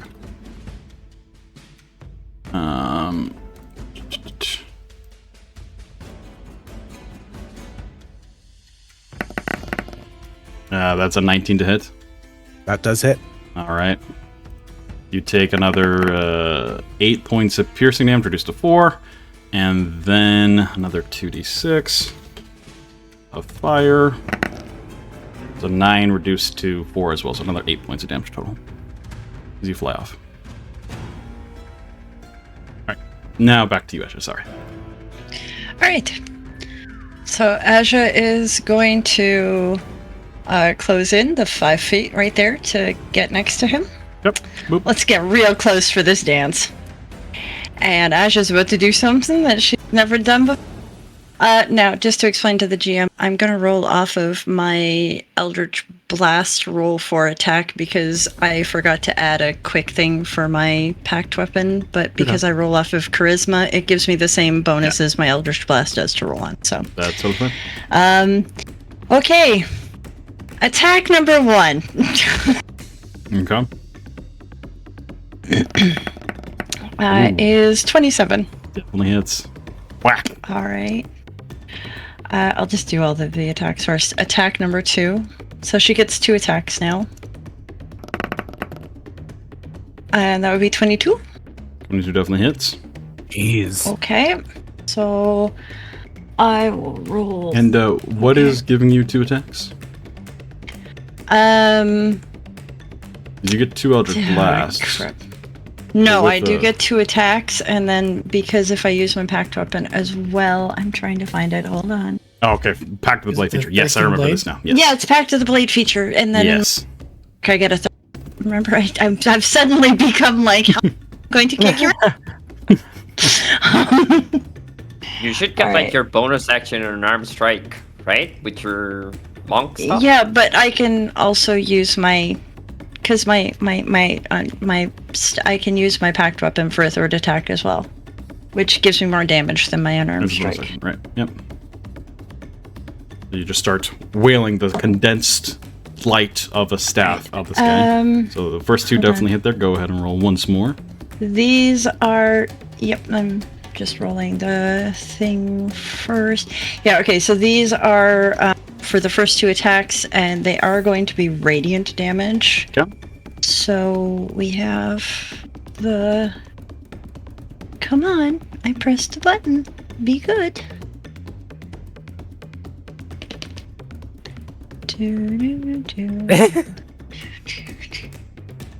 Here we see Asja in a torrent of light and fury. Oh, Alright, so that's 10 plus, so 8 plus 5 and 2 plus 5, so 7. And 8 plus 5 is 13, so 20 points of damage with the first 2 hits. Radiant damage. 20 points damage. Very nice. Yeah, definitely. She is then gets taken aback by that. going to. She's then just going to spin back around and hit him a 3rd time. Okay. We hope. Ooh. No. That one She's does. not going to hit him a 3rd time. After being impacted from those 2, he was a little distracted from Euan just rushing up and trying to get a nice stab in there. You come in and whack, whack, as he focuses back on you and steps and narrowly dodges the 3rd one. Yep. And that's her movements, her actions, everything bonus actions. She's just going to kind of give him a little cheeky smile and then brace for what's about to come to her. Alrighty. Next up is Cora, the sorcerer here, who kind of looks towards you and, wow, I didn't know you could fly. Okay, that makes things interesting. As she is going to quickly, wind starts to wrap around the both of you as she misty steps away from you. 30 feet over in this direction. Boop. So no opportunity attacks provoked there as she quickly, the wind just carries her off in that direction as she looks back towards you and fires another bolt of energy in your direction. DM. Yes. She is starting her turn within 30 feet of me. I'll be taking a reaction to wrap spectral branches around her and drop her speed to 0. Okay. She has a DC 15 strength saving throw to try to make. DC 15 strength. Let's see. Now this, due to the nature of Misty Step as well, she will still be able to leave this because that's not movement, but she will not be able to move further if she fails this save. So that's strength. Where's her strength? Not great. 20. It's just a straight roll, and that's only 6. Nope. So I would say, just for flavor, kind of from around her wings, it's almost like a spectral vine shoots out and just wraps around her waist in an attempt to hold her in place, which it'll snap with the Misty Step, but she's still kind of covered in it's vines, still- and that yeah. kind of distracts her for a moment as she fires back towards you with this bolt of energy. As an action, because it's a cantrip, she can cast the spell as well. As for the blast.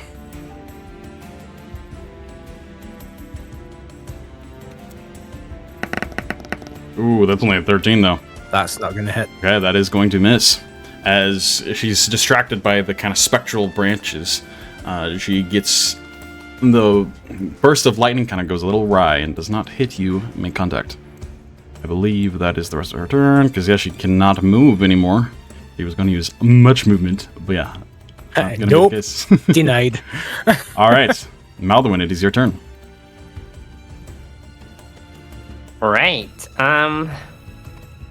Okay, so Maldorwen is gonna like feint that he's going to load another bolt into his crossbow, but he's actually going to like drop the crossbow, and he's not producing a bolt. He's taking out his rapier. Okay, very and nice. he's gonna stab her.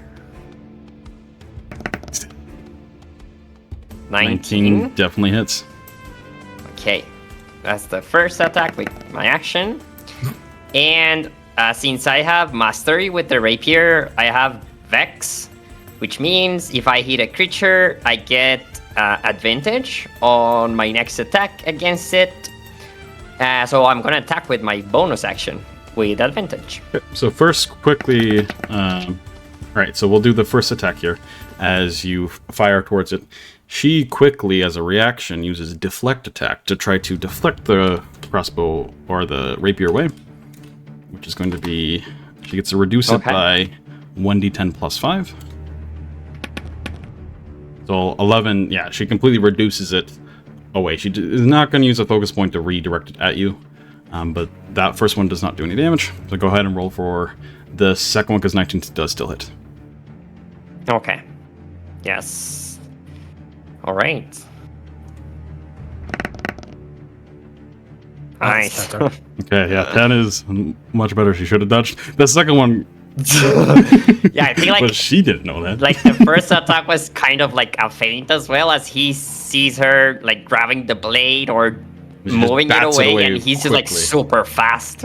Yep. And like stabs again at like a weak point, and it's going to like smile at her and get as close as he can. Yeah, she kind of... And yeah, that's my turn. Winces and grabs the kind of slash wound there, and looks up to you with a like little smirk as well. Good hit! Alright, that is your turn. We now move to her turn, as she is in a little bit of a precarious situation here. But she does get a reaction back. Alright, she is going to, as a bonus action, use a patient defense. Going to allow her to take the disengage action as a bonus action here, which means you guys will have a disadvantage attacking her this next round. Let me double check. Believe, where did it go? It's gone. Oh, there it is. Disengage, and then if focus point, or not disengage, dodge action. That's what I'm meaning. Yeah.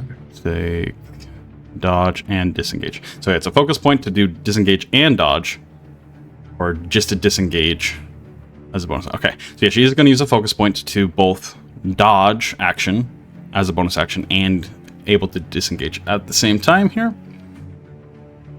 And then she's going to quickly step around there, because she's disengaging Rhukkarrak. You do not get an opportunity attack. And then swing back towards Maldorwen there with attack that does have advantage. Why me? Because it has advantage. Let's see, because yeah, you still, from the stunning strike that you succeeded on. This is going to be attack, advantage. It's going to be 23 to hit. I do believe that hits. Yeah. There's going to be a total of 7 points of more damage as just another ring to the helmet there, and it batters you away. She's not going to use stunning strike on that quite. That is what, 10 feet of her movement. She's then going to dash a little bit away from, not liking being ganked by the two of you. I'm going to move a little bit up over here and just kind of wave towards Maldorwen, like follow. But that is going to be her turn, as it is now Zariel's turn, who is going to call out I didn't know we had a wyvern amongst us! And then he's going to start coalescing energy, and is going to cast Earthbind on you, Euan.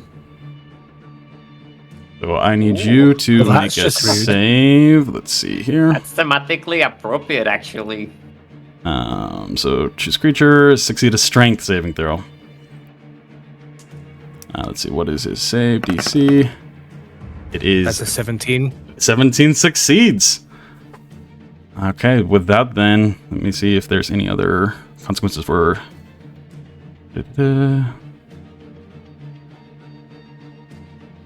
No, I think that is just his action, and because you succeeded, nothing else happens there. So as you feel like the winds start to coalesce around you more heavily than even when Cora was right there next to you, you just feel it start to compress down on you, trying to bring you down to the earth itself, and you just manage to find that inner strength and stay airborne. Very nice. You hear a couple elven curses from Zariel here. Who is then going to, that is his action as a bonus action. Know if there's much he can do as a bonus action. Because that was a spell, so he can't healing word again. I think he's just going to use some movement and then call it his turn. He's going to kind of move to get a little bit of cover there, but then also still be in line of sight there. Alright. Up to Rin's turn. So as you just wailed on this guy, he looks a little dazed. He's still looking pretty bloodied from everything going on. He's taken quite a bit of beating. He takes another sharp inhale of breath as the winds kind of coalesce around him and into his body, taking another bonus action as a step of the wind to heal some more. So that's another 1d10 plus 5. Gonna be 13 hit points back. Very nice.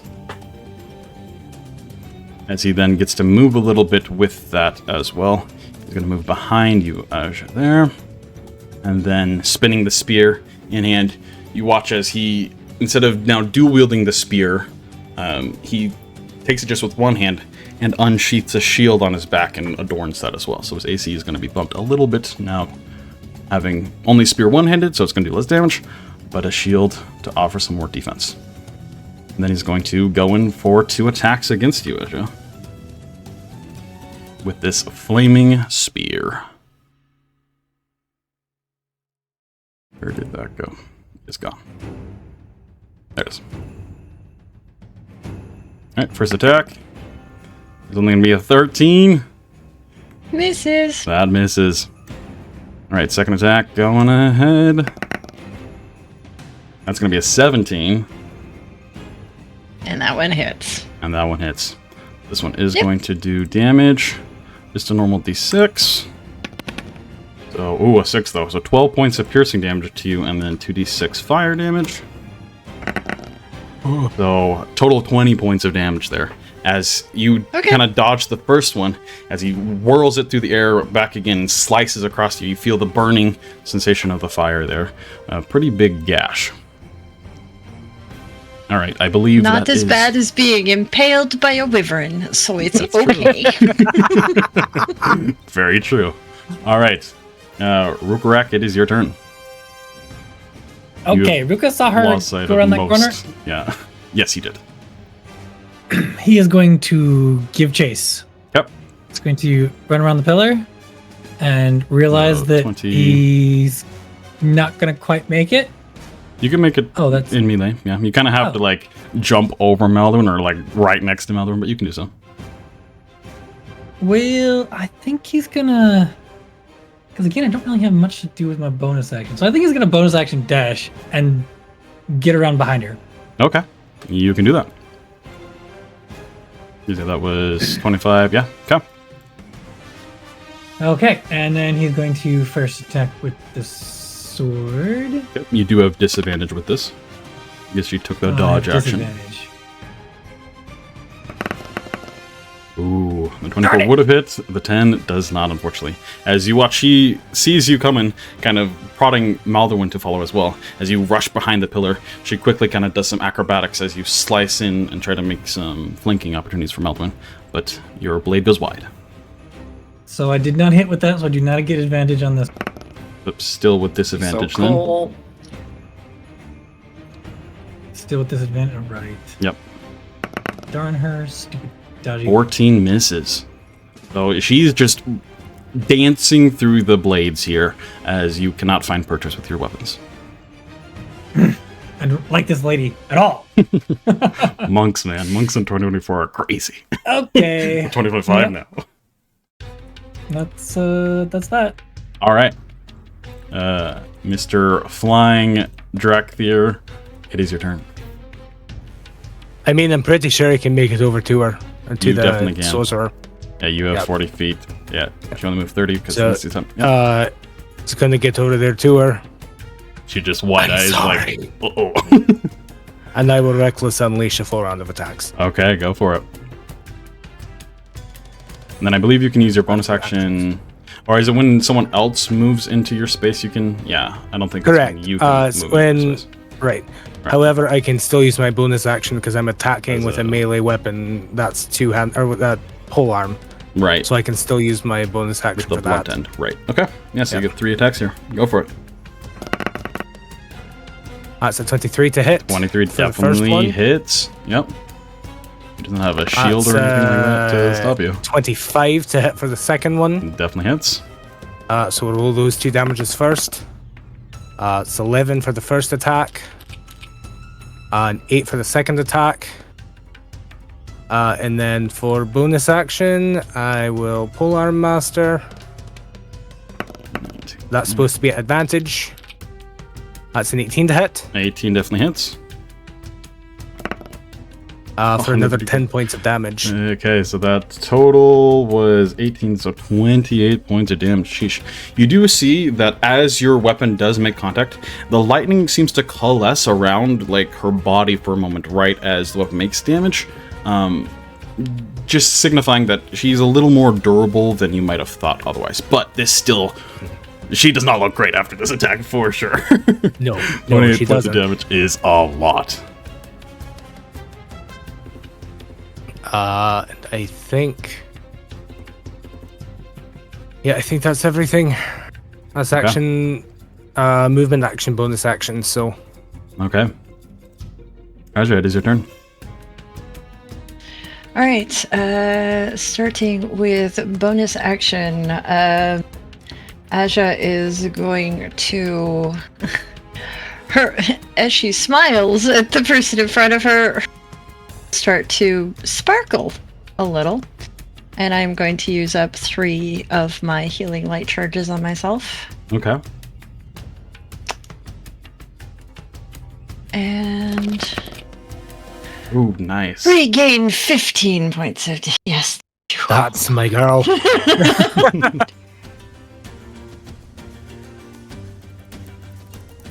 I am back up to, thanks to the temporary hit points, I'm back up to full, which is great. So she just Very smiles nice. and everything heals up, and then she will take her 2 attacks. Okay. Ugh.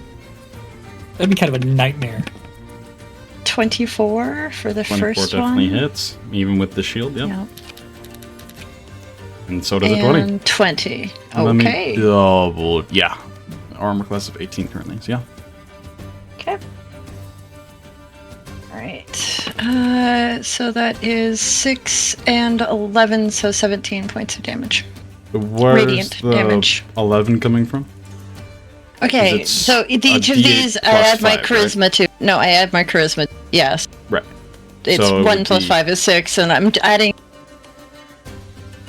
So it should Having be to- 16, right? Because 5 plus 5 Okay, is just 16. yeah, okay. 16. Yep. Just double checking. Perfect. Ooh, yeah. Not the Just best looking at rough. math, but I'm trying.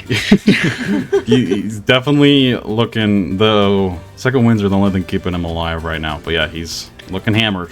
Big bruises. You wail into him more times. All right, anything else for you? Underestimate Movement? Rainbow Bright.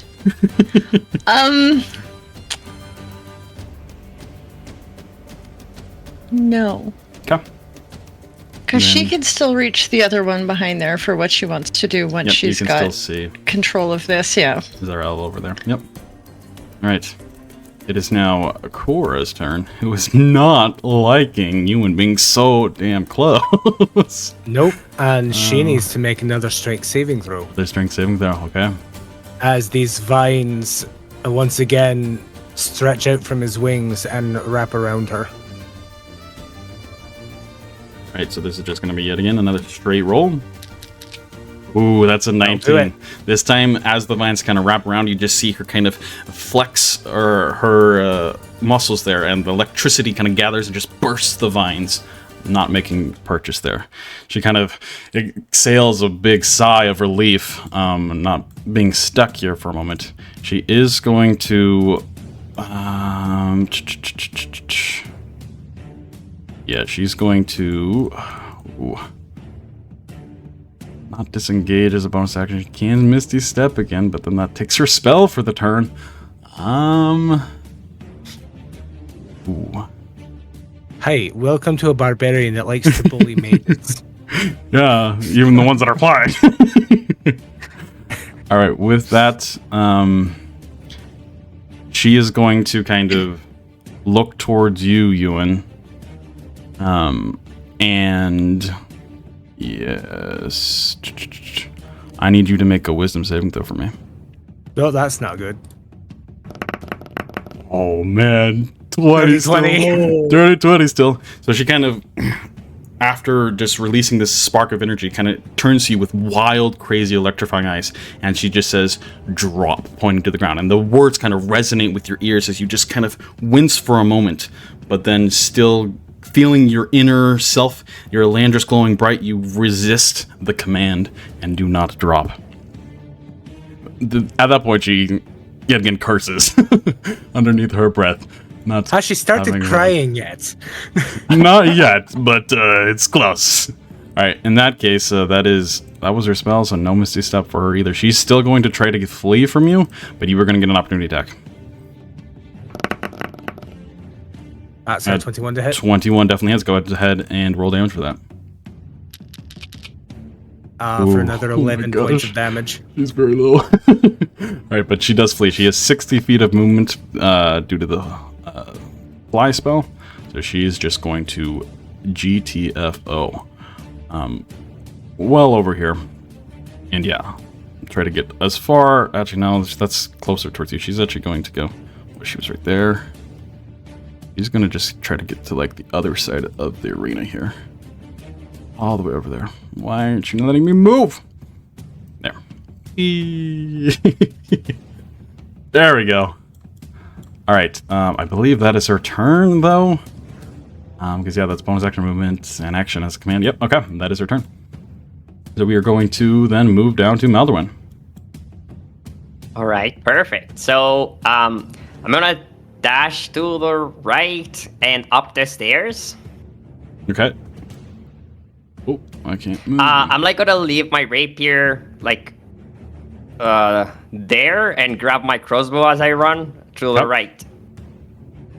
To the right. Right. Yes. How far? Just all the way up? Like right here? Yes. That's perfect. So now you're 5 feet above the rest of the ground there. Yeah. And with like the height advantage, I'm going to aim just like my laser gaze at the fighter that hasn't gone down. Okay. And this time we're gonna do guiding bolt at level 2. Guiding bolt at level 2. 17 misses because of the shield. Okay. 18 is his AC It doesn't currently. miss though. Doesn't miss. That's the sass on the... Yeah, but it doesn't. Alright, spending your final Channel Divinity, right? To make sure it Absolutely. hits. Alright, go ahead and roll down Yes, for that. because like that's Oh. painful. Okay. 15 is exactly how many hit points Oh, he had yes. left. So please describe for me how your guiding bolt knocks this individual unconscious. So, like as he runs, he's going to look at the monk that's dancing through Rhukkarrak's blades, and like smile at her, but then look at the fighter, and just like as he turns his head, it's like a, you know, like a hot knife through butter, as his eyes just like kind of cleave his chest. Like he's not gonna, you know, absolutely like rip into the guy, but you know, just enough to knock him out finally. And so as the searing kind of bright light immolates this individual. He kind of cries in pain, "Ah!" And then his eyes kind of drift as he slumps down to the ground unconscious. He is out of the arena, or this fight. All right, anything else for you, Maldorwen? Yes, with my bonus action, like the sorcerers just flew into my range. Yep. So like very fast hands, then like turning my head around towards her. Yes, let's go. Get it?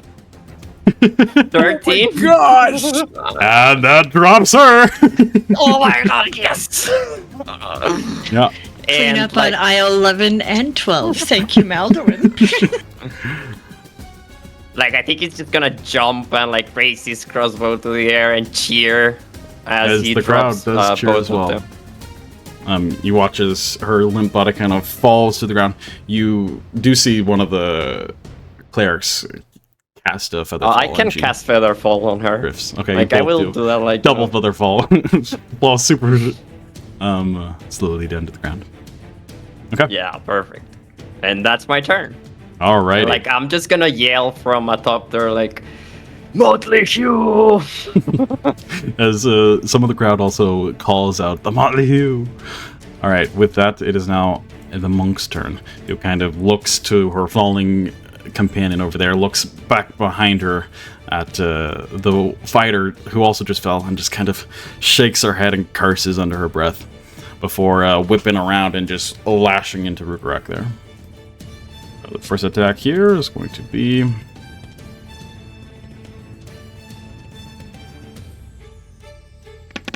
13 to hit. I don't even think that hits you.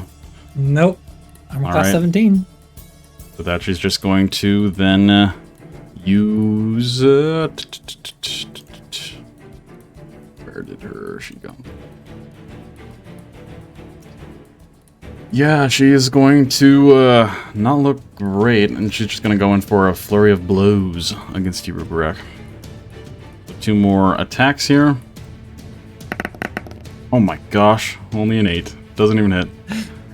And then one more. Yeah, look, 19. Now. That is gonna hit. She has to subtract a D4. D4, right? Uh-huh. Oh my gosh, only 15. That doesn't hit. Let's freaking go. As she kind of curses and then spins, kind of twirling in the air, kind of a foot comes there, a hand goes there, and he just starts dodging it. And her hand kind of comes back up as she kind of poses, and it's right about to hit your face, but then the shadows just kind of push her hand right away from your face as it just impacts the air right next to your head. As she just kind of blinks for a minute, just in disbelief that none of those attacks landed. And she just says, what? Yeah, Ruka is just, he has the biggest, like, eat shit grin on his face because he couldn't hit her, and now it's just like, yes! All right, like that is, she does have movement, so she is going to retreat a little bit, but she did not, she can use she used her bonus action already for a flurry of blows. Yeah, she does not, so you do get an opportunity attack as she runs back towards her other comrades there. I will take that opportunity attack. And this time it does not have a disadvantage. 22 definitely hits. 22. Go ahead and roll damage for that.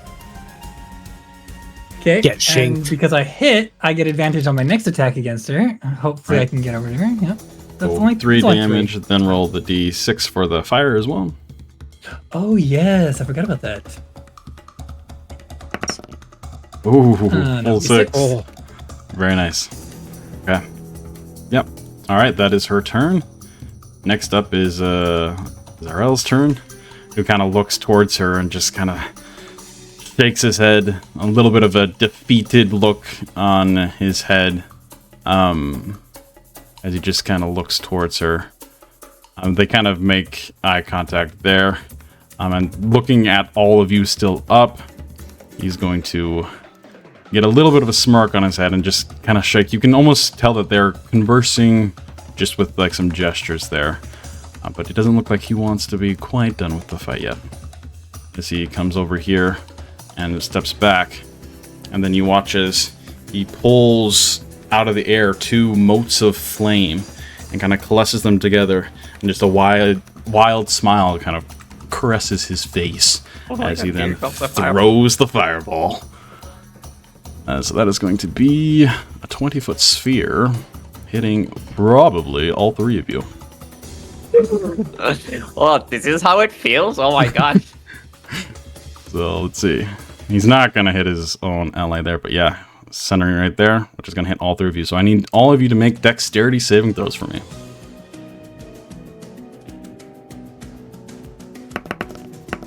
The DC on this is 15. Oh, we'll go 14. Oh, no. yes. I am going to use my last inspiration. Yep. Okay. Yeah. You know what? Why not? I'll use an inspiration too. It'd be fun to just toss them. 17 There you is go. much better. That's even worse. Never mind. Okay. Okay, and so both Asja and Maldorwen will take half damage. Rhukka, you are going to take the full damage here. Oh, Which is I gonna don't be- have my reaction. Darn it. It's fine. I'll even use a 8d6 spell. fire damage. Oh my god. All the d6s. So, Rhukka, you take 27 points of fire damage. Oh Both my gosh. Asja and Maldorwen, you take half that, so 13. As And I need to make a concentration check. yep. Oh, Yeah, you have to the get DC is 13. 13, yep. So you do maintain concentration, very nice. Yay. Okay, so, and you're concentrating on Blade Warder currently, right? Yeah. Yeah. Okay, with that I believe is his turn. I don't think he has anything for a bonus action other than a fireball. Yeah, that is going to be his turn. Okay, and so we move on to the top of the round. It's just Ren, who is knocked unconscious, so Rhukkarrak. Your turn. Excellent. Okay, he's going to go ahead and chase down his new friend. Okay. Yep. And he is going to attack with advantage at the short sword. 13 misses. Are you kidding me? Darn it. Okay. You did just get blasted by a fireball. Oh, he can tough it out. So it's 18 with the dagger. You were having traumatic memories of the beach. Yeah, similar amount Look of to me damage. when your face tank a chain lightning. All right, 18 does hit that. Go 18 ahead hits? and roll for that. Yes. No.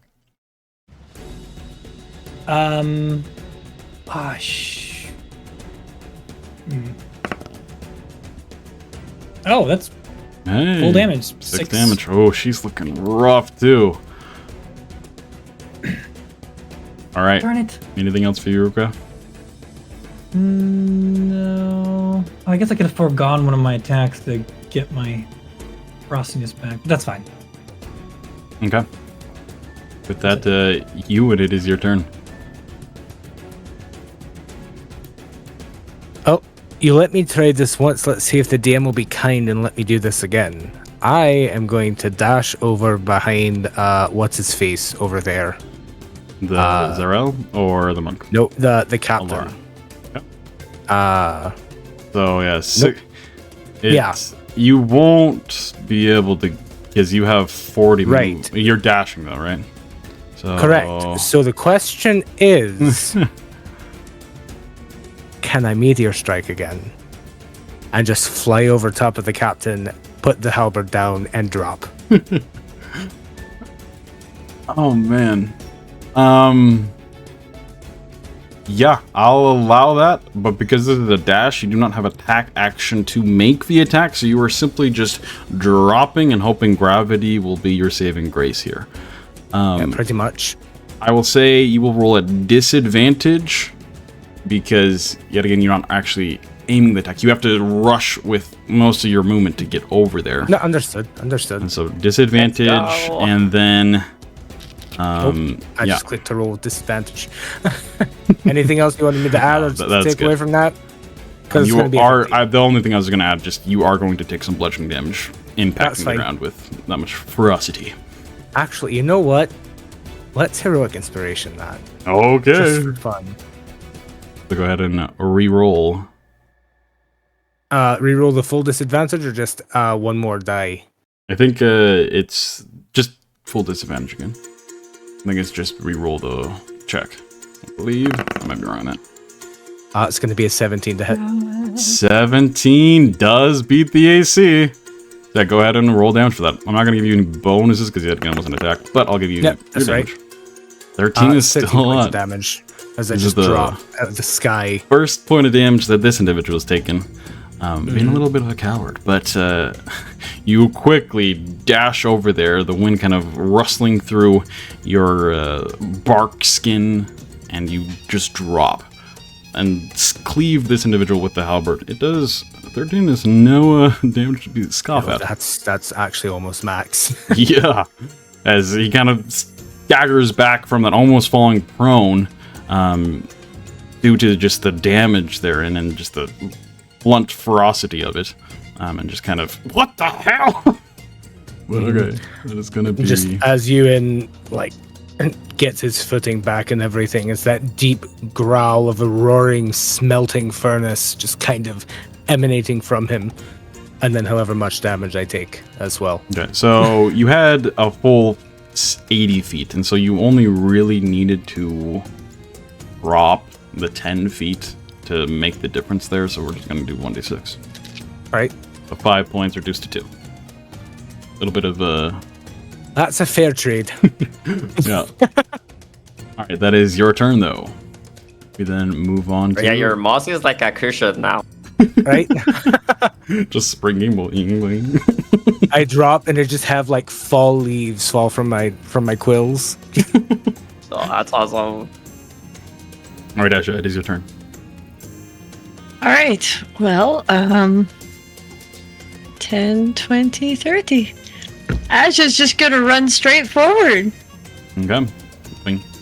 Or... She'll, because you were here. Right? again, a coy little smile on her face. You know, hello!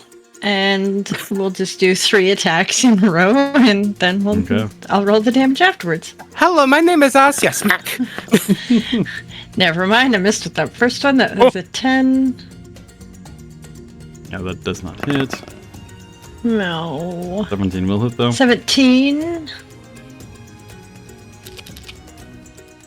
And 20. And 20, yeah, both those So hit. Go ahead and roll damage for those. Okay, so 2 hits. So 15 15 points, very nice. points of damage. Radiant points of damage. Alrighty, that is going to be... Math is a fickle thing. Alright, there we go. I got it. Alright, as And you kind of bash him across the face. And it feels so gratifying watching his Oh, it smug does. face being bashed by your Celeste light staff of radiantness. He kind of wide-eyed, a little bit of blood dripping out of his nostril, kind of just staring at you both in shock. Alright, that is your turn. Alright, Maldorwen, it is your turn. Okay, so let's go for that guy, and I'm gonna shoot twice, and the second shot is not a crossbow bolt, it's actually the bottle of wine that they gave us. Oh, don't be spiteful. Absolutely be spiteful. If you want to fire the bottle of wine, I'm not going to allow that. You can't fire a bottle of wine out of a crossbow. That doesn't work. The mental picture alone was worth it, though. So It was very funny, but no, that's, your crossbow is not made to fire bottles. Alright, so both of those hit, though. that sounds to me like the DM's whining about it. Oh, no. This is where Euan dies now. Suddenly, Calorith appears in the sky, chain lightning, you and die. Chain lightnings and leaves. Just, give me a second. Alright, good day. That's back down the door. Alright. Not again. Roll for damage on those two, Maldorwen. Okay, I'm gonna do what Parsnip does, and I'm gonna roll 2d10, and we add 8. Okay. 20. So 20 points of damage. Oh my gosh, she's at 2 hit points. Okay. The bolts And kind of that's fire into him as he just stumbles back almost onto one knee, and with that he just cries out with pain and just puts his hands up, and the blood kind of seeping from those 2 new wounds, blood seeping from his nose, and he just calls out, "We yield!" As the crowd kind of goes wild with a revelry burst. You hear the Motley Hue kind of call out as you all defeated. You see the monk Alara kind of raises her hands too and just kind of shakes her head, wipes a little bit of blood from her own face, and feels a gash that Rhukkarrak gave her. Mm-hmm. We're done. But the crowd kind of calls out. You hear Lauren Gargan, and the Mollyhue take the victory! And with that, go ahead. Go ahead. I was going to say, after they yield and everything, while the crowd and everything is going on, the vines from Euan's wings are going to wrap around the captain, lift the captain to their feet, and he's going to stick out a smoldering bark-skinned hand to shake their hand. To Zarael here, the individual in front of you? Yeah. Okay. He kind of stands up, and as the crowd the din of excitement kind of roils all around you all, he kind of stands up, takes your hand. More new faces in the desert chapter here. You all know what you're doing. Well fought. And you can see he's trying to be a little amicable there, but he doesn't look happy. That's for sure. Because he got wrecked. Yeah. Maybe next time you should not judge books by covers and bring fake gifts while you walk away talking bad words. It's a shame your parents didn't teach you better manners. He just kind of looks at you with concern and just maybe looks inward a little bit. Just kind of looks down. It was good wine. He has this effect on people. You're not unique, trust me. And no, I do this to my dad all the time. Sorry. He kind of stumbles back, goes and helps. You see at this point battle medics from the First Light Apothecary run out and make sure both Alara and Rin are also up and on their feet. They both still look quite hammered. They're going to remember these bruises for at least a couple days as the Stormseer squad starts to regather and kind of look back to you. Some of them, the monk kind of nods, just well fought, and they start to defeatedly exit the arena as you all are left to exit yourself. And that is where we're going to pick up next week. Well done, Mollyhue. You are victorious, and none of you fell unconscious. Wow. Just to end one thing, because as Asja looks over at you and she smiles and says, "I did it," as she licks 2 fingers and puts out some hair on the top of her head that's still very much on fire. She did get fireballed. Yeah. It's a family trait. Yeah.